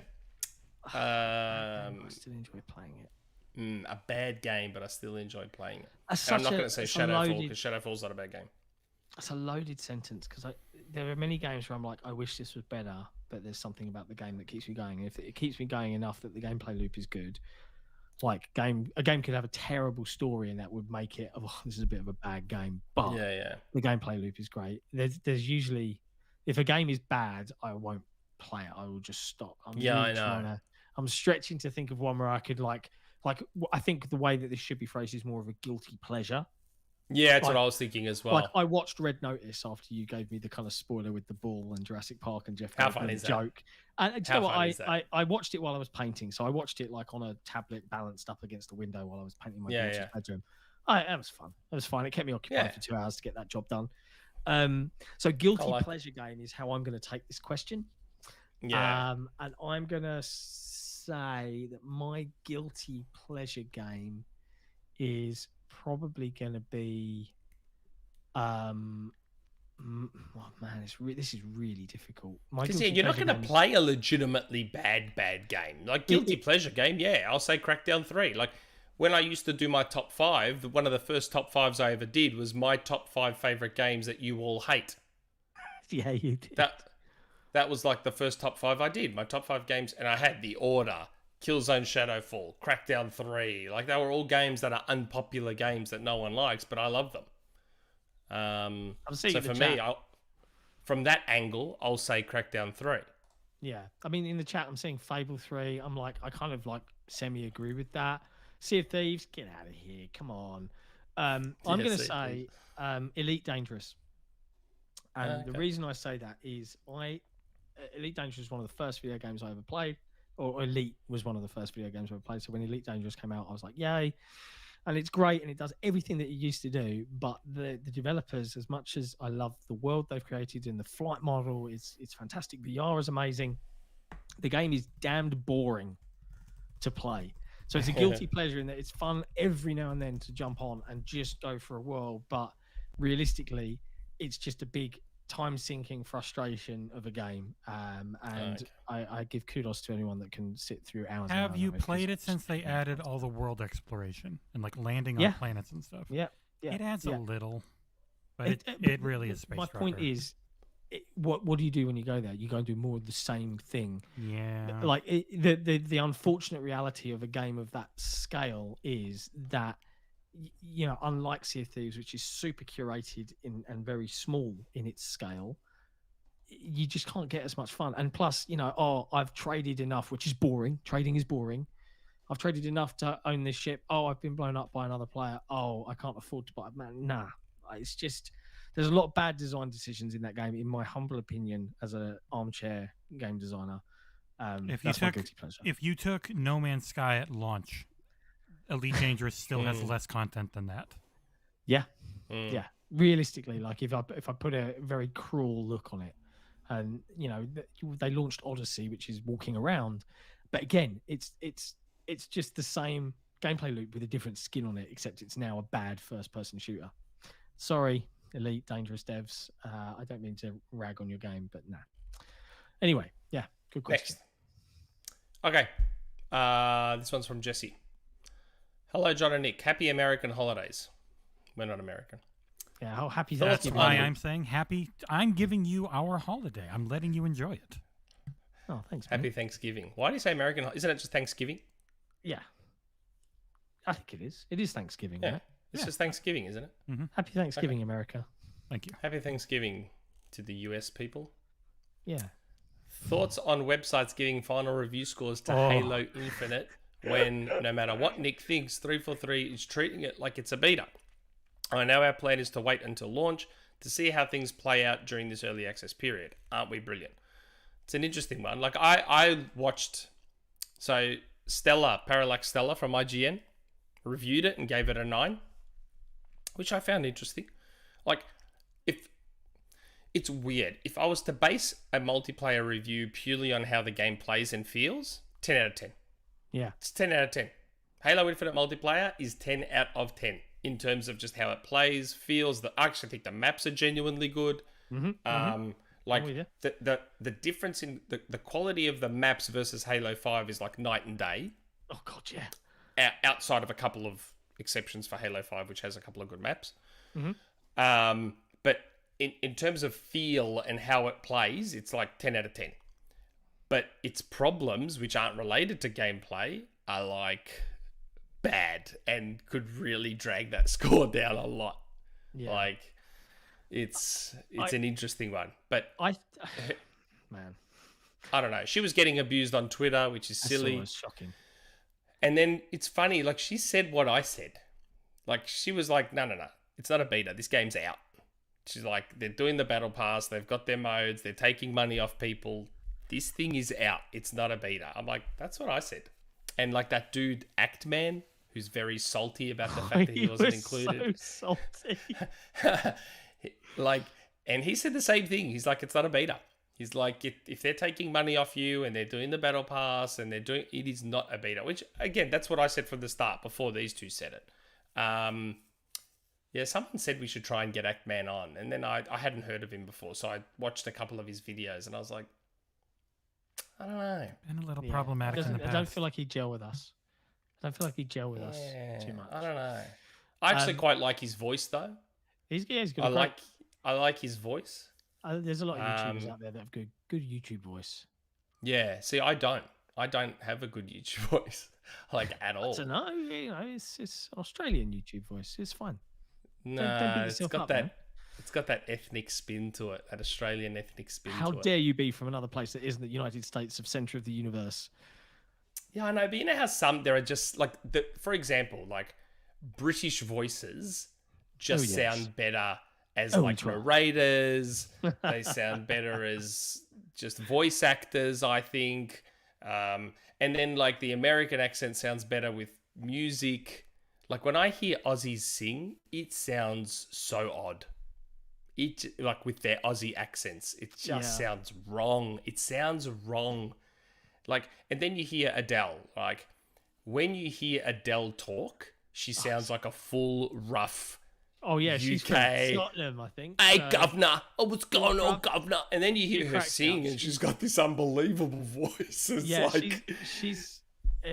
I mean, my wife is absolutely obsessed with Adele's new album, and you know, I think she's an incredible musician. I love how absolutely, completely normal she is when you actually see her in person, just talking and messing around. Yeah. You got to give props to her to have risen to such stardom and then still be herself is. Hi, Rand. Yeah, it's incredible. Randall Thor, 19 in the chat. My goodness. I was in his chat before. I don't even think you noticed. I was like still half asleep. Still made an effort to jump into the chat. Thanks, Rand. Nice. Amazon just put out a show featuring him in it. What, Randall 4? Yeah, the Wheel of Time. Oh yeah, Wheel of Time. Yeah, he's been watching it. I have yet to sit down and watch I've never heard of it. I read the books a long time ago. They're a long spanning fantasy saga, like 14 odd books. I read them a long time ago. I was like 9 or 10, and I haven't read them in ages. But I do. It's got Rosamund Pike in it in the TV show Wheel of Time. It's their Game of Thrones. I've seen Rand on Twitter get excited about it. I've never heard of it. Well, he's named his character after one of the characters in the. Oh, right. That explains it then. I've just realised Rand's appeared in our chat, but what? I thought I'd made him a mod, so I thought I read someone saying, "Oh, it's not Rand," but yeah, it's a joke around Randall Thor 20 instead of 19. Anyway. Right, okay. Anyways, but yeah, we answered that, I think. Well, we'll talk about 343 and reviewing the multiplayer. I mean, I don't have a major issue with it, but that's only because, from my perspective, I don't think it's a beta. So I for would me, say this. I agree with you. I think the fact that they're taking money means it's very hard to kind of say, yeah, this is legit. This is what you'll play. But the first two, 100% were the tech tests. 100% were. Oh yeah, 100%. I would say this though, that I think. Considering that the full game, as it is as a package, isn't out until December 8th, I was surprised to see an outlet like IGN who blatantly just wanted to be ahead and in the website results, and that is in my opinion. I'm sorry, IGN, if you disagree. I think it's a pure business move to be at the top of the clicks because they're out there with their review first. Yeah. We're waiting until launch day. That's when. We're waiting until we're allowed to publish the Halo Infinite campaign review, and that's when we'll try and land the multiplayer review on the same day or thereafter, I think is the current plan. And we'll indeed see what changes would have been made prior to that at that point. I really hope for some improvements, and then we can actually talk about them, considering they've labelled it a beta. But yeah, we'll see. Yeah, beta. Zeta. Okay. DirtyFlint. Which head/formal head of Xbox would win in a foot race at their physical prime? Peter Moore. I don't know. Peter Moore's really tall, but Phil's got mate. Some chunky legs on him. Don't worry, Peter Moore used to play soccer as well. Oh, okay. Football. Peter Moore, mate. Fair enough. Okay, and he's still in good nick. For his age, he's still in pretty good nick. Yeah, for sure. Probably was accessing a lot of the training facilities and the rehab facilities at Liverpool. Don't worry, mate. Peter Moore. Okay. Next question. God, is there another question? Oh, yeah, there is. Yeah. DeoGame. Hello all. To keep things quick, I'll cut to the chase. Now that Halo has gone free to play, do you think Gears and Forza Motorsport should follow suit? No. Gears, no. Forza Motorsport. I reckon there's an argument to be had there. Because now that Forza Motorsport's a platform, maybe find a way to make it free to play and monetize it, and let Forza Horizon be your traditional $60. But see, I think Forza Horizon should be a platform too, and just sell countries each year. Yeah, festivals, sell a new festival, a festival in Australia, a festival in Japan, festival in France, and just do it that way. Once you've ditched Xbox One, and you're no longer tied to that. Like I just think there's certain games that would work as platforms. FIFA, all the sporting games. Not that EA will ever do it, but no, it makes too much money. I think Forza Motorsport is very likely to launch as a games as a service live game. I think I don't know, but I think just don't think it'll be free to play. No, I don't think it'll be free to play, but I definitely think it'll be a live service title of sorts. It'll 100% be a platform. Yeah. But I think there is an argument to be had for Motorsport being free to play. Sell cars, sell tracks, sell. You could do all sorts of stuff. You could find ways to monetize it that aren't too egregious. Like, think about it. Anytime I've ever bought a racing game, I use one or two cars. And that's it. But the game's got like 300 cars that I'm never going to use. So how about you make it free to play and just let me buy a handful of cars that I want, tune them up, this, that, the other. And, maybe there's a base set of 4 or 5 tracks, but you can buy new tracks. I don't know. Yeah, being a track racer makes a lot more sense, right? Because you can just add tracks or update tracks over time, seasons, stuff like that. I mean, yeah, maybe. I don't agree with you on Gears though. I think making one last multiplayer Gears that's it. There's never going to be another one. Please, Lord. A separate multiplayer thing or Horde thing. Yes, Horde for sure. You could do it as a free-to-play monetized thing. Yeah. But I'm talking about the campaign. Yeah, well, I don't care about unless DeoGame's referring to only the multiplayer, of course. Yeah, I assumed that, but I could be wrong. I mean, he's saying Halo multiplayer's gone free to play, so I'm assuming when he says that, he says Gears. Yeah, Gears multiplayer. Yeah, I don't see why not. Yeah. That just seems to be the way to do it now. Yeah. It just seems to be the way to do it. Like, as long as you get your monetization... Like, in the end, as far as I'm concerned, Fortnite's the gold standard. As far as launching a free-to-play shooter, your monetization, your cosmetics, And that's despite how expensive those skins are. But in the end, see, the thing is, Epic are smart. Because of where Fortnite is, Epic can sell, like my son for his birthday on the weekend, his godparents, one of the things they got him was they bought him V-Bucks, and they bought V-Bucks and they gifted him Nick Fury for Fortnite. Nice. You're not going to get that in any other shooter. No. What other free-to-play shooter are you going to get Nick Fury or Iron Man or Venom or... I think 343 should be talking to Marvel about an Iron Man set.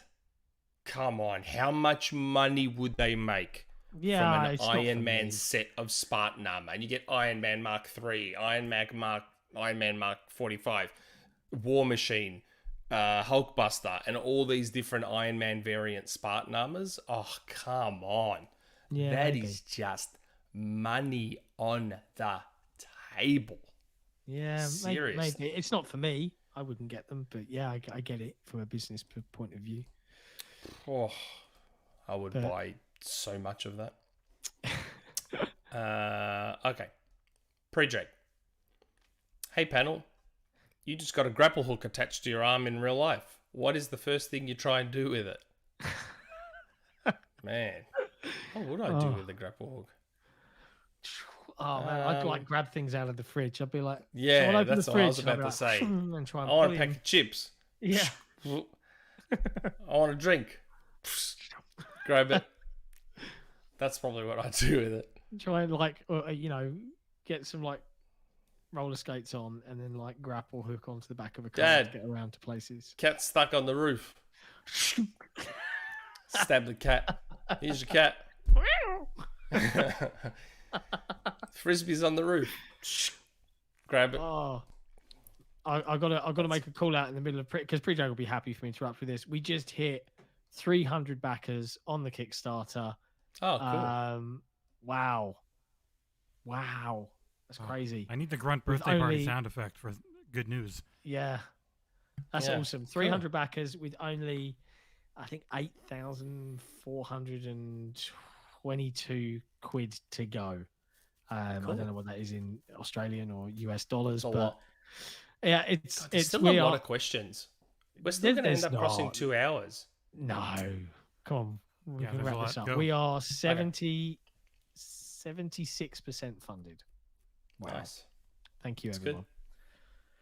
good. Good old Collingwood. Happy Black Friday, Cyber Monday, John and Nick. On weeks where there is only you two, would it be a good idea to add one of the other Xbox Era team to act as a third commentator? This is something that happened before, and I would like to hear from some of the others on the crew talk about Xbox, and not just, for example, Halo. At the very least, it would largely stop them needing to drop super chats.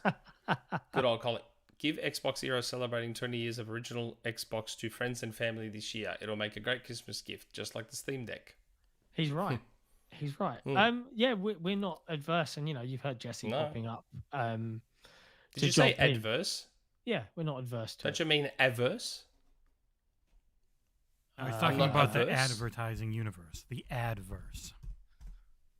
But yes, I had to force my way on by being No, so he's useful. saying, no, I know what he's I saying. He's know. saying I'm not averse. He's saying I I'm not I mean adverse. adverse, which is No. the adjective is preventing success or development, harmful, unfavorable. I am not Mate, adverse. you're talking about averse. Averse. Having a strong dislike of or opposing to something, because you're not opposed to having one of the Mate, other well, members yeah, on. that works too. You're not averse. Yeah, I guess See, I can should surprise say- people with my vocab, mate. I Yeah. used to be really good. I'm not disagreeing with you. I'm not. What I'm happened? just saying, yeah. Yeah, but you disappoint me. You're from the UK. Hey, You're supposed to be better than that. I'm not perfect, man. I'd understand if we had an American panel member, but you're from the UK. You're supposed to be better than that. I'm sorry, I've let everyone down. Yeah. You're not averse to having Yes. one of the other Xbox Era members on there. No, We've had him before. We've had Jesse. We've had One Bad Mother. We've had Nodian. We've had Soul Blazers. Mike was Soul on. Blazers. Yeah, we've all been on, pretty much. Mike. We had Mike. We've had just about all of them. We had Chris on. We've had everyone. I think on. he just wants us more consistently because we are all so great. It's true. They are all wonderful, wonderful people. How much Nick can any one podcast really take? Every once in a while, you need to pull back just a little bit, you know? I get a lot of requests to be on other podcasts too. It's just my time zone They're doesn't clout allow. chasers. We all know it. They want that rumor mill. My time zone doesn't allow for me to be on a lot of those other podcasts. Yeah, I have to admit, doing the podcast tour, which I have been doing, I'm appearing on other ones, like, it eats up a lot of time, like, especially in a crazy week. But it's been worth it. I've had some really good conversations with people, and we're appearing on a couple more in the near future, right? So, Yep. yeah. This week I can actually do a couple. Actually, maybe I should tell Colt, Yeah. Go jump because on Colt Colt. wanted me to be on, and I can actually technically be on Colt's this week. I'll let him know. Technically. He'll get you on. I'm sure he will. Even if he doesn't. Four okay. left. Yeah. CV92. Hey all, and happy early holidays. Now that we know Halo Infinite's campaign unlocks armor for multiplayer, do you think that we will see other unlocks from the campaign?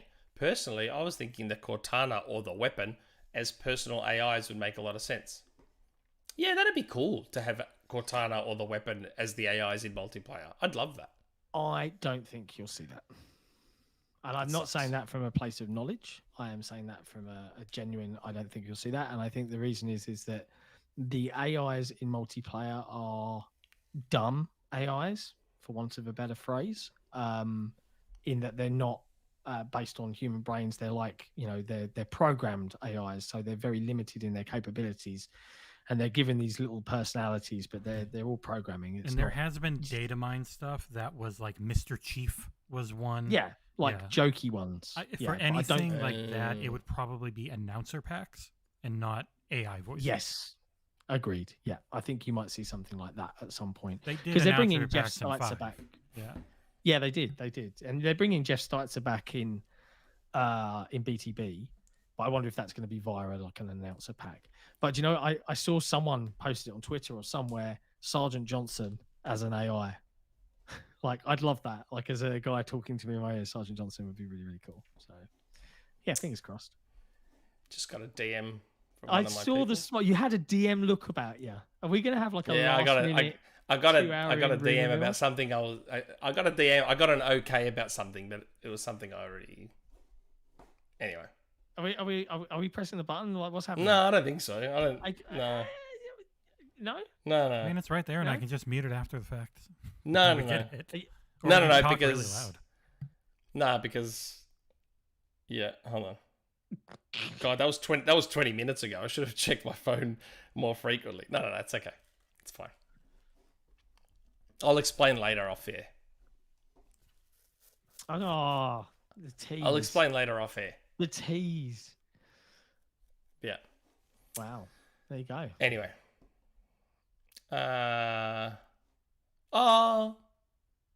Here we go. This actually, the timing of this worked out well. Okay. The timing of this worked out well. Did it? Okay. So, next question, not Jack. Do you think Microsoft is considering a MOBA for consoles? I like Smite, but think a fresher console-specific MOBA could be very successful, not counting League of Legends. This is what I get for actually posting before the podcast starts. Is League of Legends a MOBA or an MMO? It's a I don't know. It's a I've never played MOBA. It's like the MOBA after Dota hit.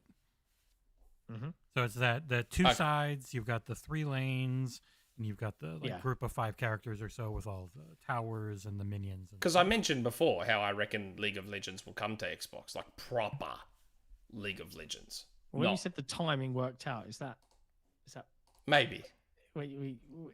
Come on, it's a Saturday night. You know, people are in the chat. No, they no, want to no. hear the button. No, I'm hovering just- over it, just- man. No, it's fine. My That's shades fine. are ready. I just kind of alluded to it then. I reckon I like League of pressing Legends the will probably come to Xbox, like proper League of Legends. Interesting. Proper. What if I just let Not the just song go Wild for Rift. like a second? Just boop, boop. Like No, a no. minor rumor mill. Okay. Yeah. So maybe that's the MOBA that Microsoft's considering for console. Getting League of Legends on there. Proper League of Legends. The real one. I don't know what Wild Rift is. Like everyone kept coming at me on Twitter like Wild Rift. I'm like, I don't know what that is. It's I don't play simplified to work MOBAs. with controllers and mobile. It's a more simplified control version of it to work on more platforms. Yeah. Yeah. Well, I mean, would that negate the need for real League of Legends to come to Xbox then? Would it? I don't know. Again, I don't play these games to know any of this stuff. Yeah. So- I don't know. I just don't. World of Warcraft, like I know we brought that up earlier. I don't see that being successful on console because it's a subscription, and unless they include it in Game Pass Ultimate somehow, and then you can go play. Maybe that's how that lands. But League of Legends isn't sub-based, right? It's just No, an you online- buy- Again, you're you asking get the a- wrong person. I know. I can answer. You get a certain amount of heroes that are free every reset, Yeah. but you can buy other heroes. So you can buy that's the fine. ones you like, and free to play. So like other Killer ones. Instinct. Yeah, I suppose a little bit. Sounds like Killer Instinct. We'll see. Okay. We'll see. Prof JJJ. God, this question only came in an hour ago. So we got a whole bunch of questions that came in after we started. Yeah. Okay. Hello, gents. Assuming the rumored comeback of 1 vs 100 is successful, are there any other game show type games that could work on the platform? I'm thinking a team-based trivia game like Family Feud, yep. Or a silly physics-based game like Party Animals where you start with massive numbers of players. Any ideas? How likely are game show games to become a trend for Xbox? It's definitely an opportunity there. Yeah, I'd Definitely like to an see something opportunity. like in the Fusion Frenzy IP come back as a kind of mass multiplayer. You know, like Tetris 99, like kind of Yeah. you all have the same obstacle course and everyone's playing together and whoever lasts the longest is the winner. That kind of thing I think would be really great. I mean, what and you're unique. thinking, what you're describing is something like Fall Guys. Yeah, I suppose I am. Yeah.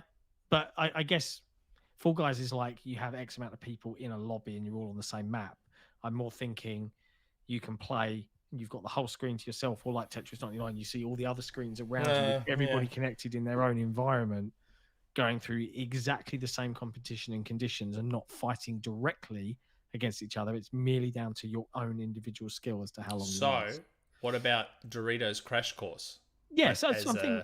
something on those notes. You're like, but I think Doritos Crash Course was like just an advertising game that was kind of cute and silly with. But it was actually a pretty fun little game. It was, but Fusion Frenzy is an IP that has that 20th anniversary of Xbox.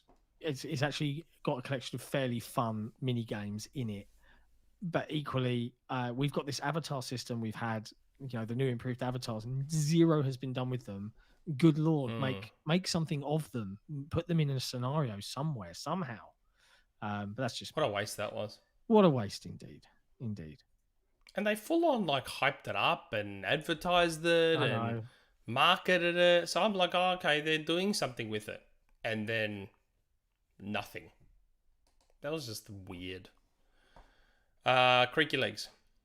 Hello, lads. I've been obsessed with Halo Infinite still. I went to track my stats on Halo Tracker, and I'm inching closer to having almost a 2.0 kill-death ratio. Wow. Nice. But I have no idea what mine would be, because I have matches where I go 20 and 5, but then I'll have an objective match where I'm the only one doing the objective, which means I die 73 times and get 4 kills. Yeah, I've had a terrible run last couple of nights at Halo. I've just raging, big time raging. You want to know your kill death, Nick? I'm looking at it. Yeah, go. What is it? You are 0.97. Wow. Mine's Which is, I was about to say, I'm probably close to 1 because I have those wild swings between lots of kills, no deaths, but then no kills and tons of deaths in the objective matches. The objective matches are killing my KD. My KD would be probably 1.5. My KD would probably be 1.5 if it wasn't for the objective matches. They just absolutely kill my KD. But I am only level 19 on my battle pass. Yeah, I'm 16 or 17. Just give us 2 XP per kill, 3 XP per headshot kill, and 50 XP per win. Make it an infinite resetting challenge like the current 50 XP solution. At least until they make a more permanent one, probably next year, since I imagine they're going on holiday shortly after official launch on December 8th. Anyways, I don't want to beat a dead horse over Halo Infinite woes, but man, why must 343 think artificially inflating the time to complete this Fracture event and Battle Pass? If somebody's only playing Halo or any game with a Battle Pass for that matter until they complete it and then they bounce. Did they really care about the items anyways? Do those people even exist? Or is 343 catering to a fictional tiny audience compared to the majority who just want to look like badasses when they play Halo because it's fun? Also, Fiesta is garbage. I refuse to play that mode anymore. Anyways, have a great weekend. Love you all. Looking snazzy, Nick. Also, I've been working on an 80s inspired synth style rumor mill theme. Good. I'll show you all soon when it's in a more complete state. Oh. I said the same thing. Why do 343 believe that people are going to complete the battle pass too quickly and bounce off the game? Yeah. Why do they think this is a thing? That's not a thing. I agree. Just in the end, people have paid for the battle pass. They've given you the money already. You have your money. Let them do whatever the hell they like after that. Why do you care if they get to 100 quickly? Epic doesn't care. Epic doesn't care, do they? They don't care if everyone gets to 100 super quick. You've bought the... You are there because you enjoy the game. That's the reason you're there. You're buying the battle pass because you enjoy the game. It's the reason you're there. Why would I suddenly just bounce off because the battle pass is finished? And even if I do bounce off temporarily, I'll probably come back for the next battle pass. Yeah. Either way, people are going to come back. What are they so... I don't understand. And I see people, I'm already level 50. Yeah, because you're targeting the challenges. Yeah. People can get to level 100 on Fortnite quick without specifically targeting all the challenges. I've gotten to 100 plenty of times without religiously targeting challenges because they have all those other underlying challenges. Run 100 meters, fly 1,000 meters, they're all doable swim 100 meters. Sorry? They're all doable things. That's what bugs me. Yeah. They're not changing how you play. That's right. Yeah. I don't know. I mean, don't get me wrong. Fortnite has challenges that force you to do dumb stuff. And you come across people that are clearly going for challenges. Don't get me wrong. There are weird challenges like plant a radar in this section of the map that are forcing you to go out of your way and land somewhere different and whatever. Like Fortnite does still have those. But the thing with Fortnite is you can still get to level 100 just by playing. Like in Fortnite, if you just play and ignore challenges, just play the game however you want to play it, by the end of the battle pass, you'll probably get to 100 or close enough. Yeah. Where in Halo right now, you can't do that. You have zero chance of doing that. Like if you just play and ignore challenges, just play for the fun of playing, which is what I'd like to do, you won't get to 100. Zero chance it happens. And to me, that's wrong. Yeah. If you can't get to 100, Nick, just if you play your like 100 matches a day, you'll get 2,000 experience, which is 2 levels. So you only have to do that for 50 days. Just play almost all day. Yes. yeah, but I'm not going to play it as my full-time job. Then I you just can't wanna complain. play. But yeah, one thing I think they could do that would be an easy fix for now, which is just a one simple button change for them, is turn off the PvP only ones. Because then if you've got something and you can just go into bot mode and you can get it done real easy. Because anything that doesn't explicitly say PvP, you can do in bot mode. Yeah. Well, Like, you know I what think else you they can could get do? the ridiculous perfect commando kill. You can do that in bot mode, I believe, right? The achievement. Yeah, I think so. They wrecked that gun. They only added one shot to it, too. The other thing they could do is 100 XP for a win. So 50. right now they've got 50 for just playing. Maybe do 100 if it's a win. Yeah. 200 Like- if it's a stake-tacular. Stuff like that. Yeah. Like reward performance if it exists, Yep. I don't I know. love that meme. I love that new meme that's popped up where Shawn Michaels is standing there looking at Austin, and it's like 24 kills, this, that, the other, and then the next one is Steve Austin going 343, 50 XP, sticking his finger up at him. I love that meme. It's so good. Yeah. It's so true. It's really, really good. They were Yeah, very I'm fast very to hyped react about- the first time. They reacted very quickly. So I am very hopeful that early this week we're going to get something again because they've been a little quiet. Well, it's Thanksgiving, so presumably they're letting all their teams have a little time off, which is fair. Yeah. Is it? Of all the Just give me things, SWAT. of all the things about Halo, the most amazing thing about this community question is the 80s synth rumor mill thing. Yeah, that's I am perfect. super That's hyped perfect. now because I've I'll seen take CreakyLegs 80s synth. work. Bring it. Yeah. Bring it. I can't I'll wait. take an 80s synth rumor mill for sure. Like 100%.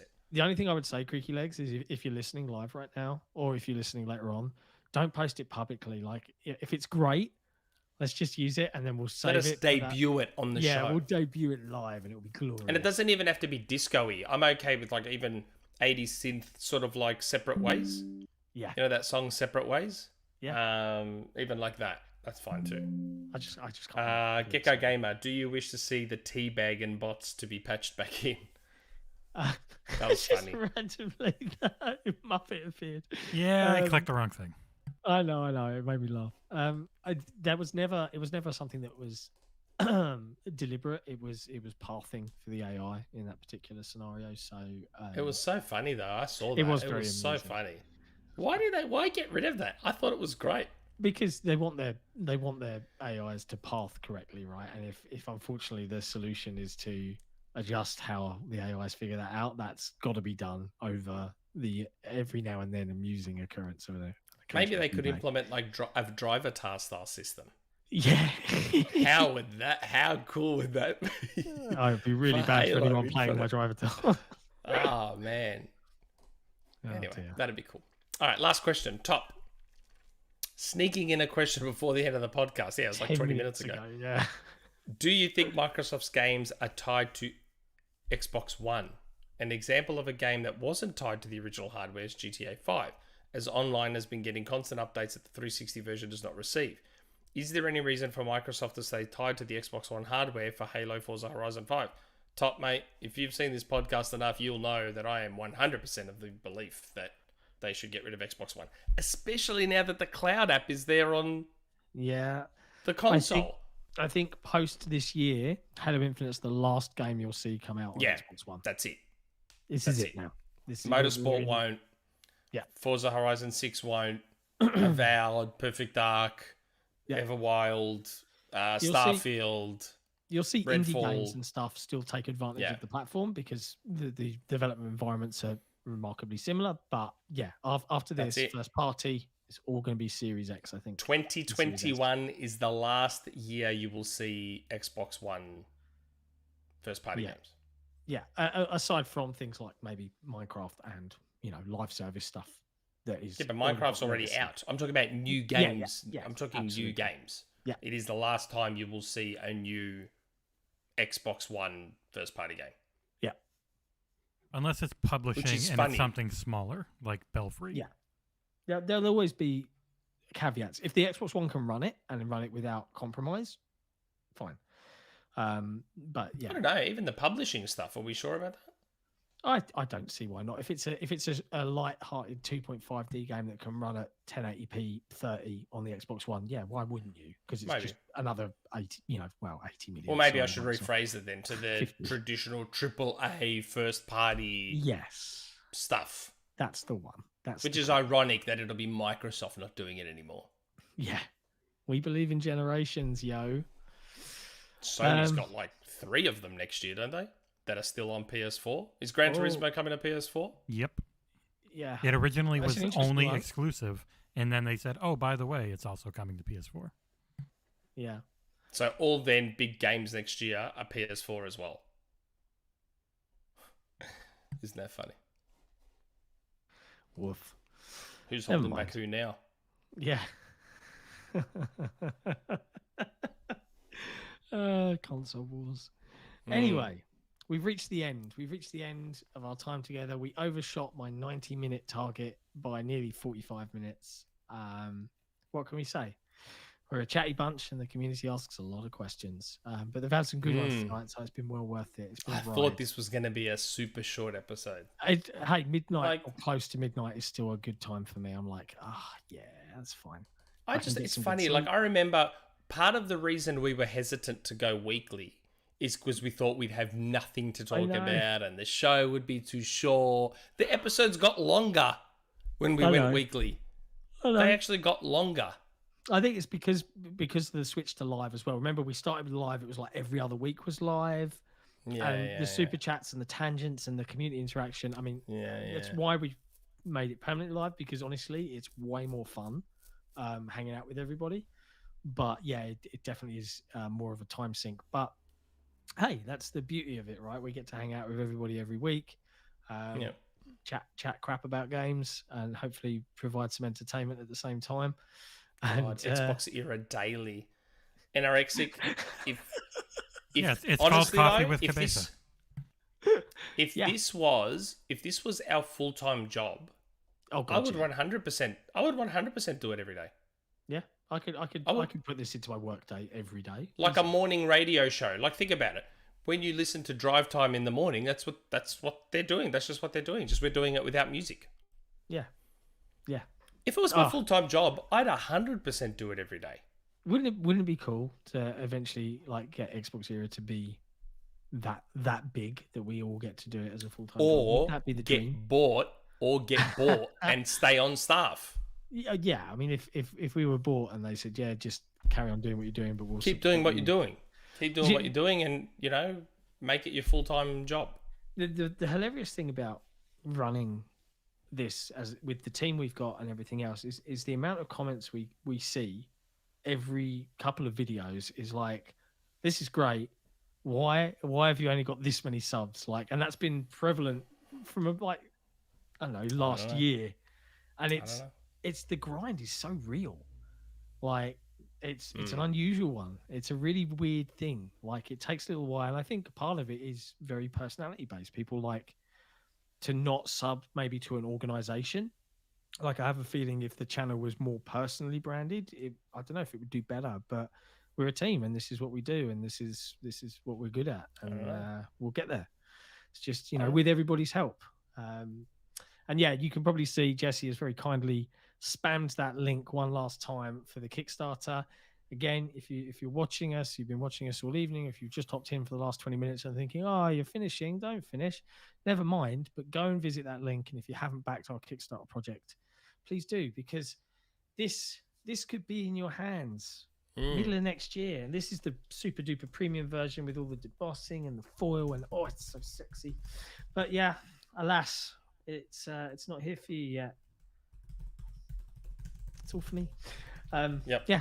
Anyway, on that note, we're gonna go. I'm gonna go to bed. Nick's gonna go enjoy some breakfast. We're just gonna have a nice time. I had breakfast. I want to get a coffee now. A coffee. I'm hoping we'll have a special guest for next week. Ooh. I'm hoping. Guest. That'd be cool. I'm hoping. I'm happy to say who it is, but I just don't want to, I need to make it clear that I haven't got this person 100% locked in. And we've had experiences in the past with people where we thought we were going to get them on and we didn't get them on. So that's the only thing that's making me hesitant to say. Yeah. The week after, we've definitely got MVG. MVG's on the weekend after. Yeah, awesome. So we've got Dim on in a couple of weeks. He has to wear the jumper. But next week, I'm trying. We may have someone from Xbox on with us. Hopefully. Hopefully. Oh, that's cool. That would be cool. This person said they'd be happy to be on in December, and there's not a lot of weeks. That doesn't give them a lot of weeks. So not a lot of wiggle room, huh? Yeah. Oh, that's awesome. Okay, that's cool. We'll see. Is there anything else? Oh, one last thing out there in the community. If you can share our Kickstarter so we can try and get over that line. I'd love to see folks like Xcast. Come on, guys. We're all about Xbox. Help us out. Paris, where are you, man? I did send Paris an email. So if anyone actually speaks to Paris between now and next week, I sent Paris an email because I wanted to see if he wanted to contribute to this. You know, he's part of the Xbox community. He didn't reply to me. It makes me sad. So Paris, get in touch. You know, let's talk about it. Anyway, we'll leave you there.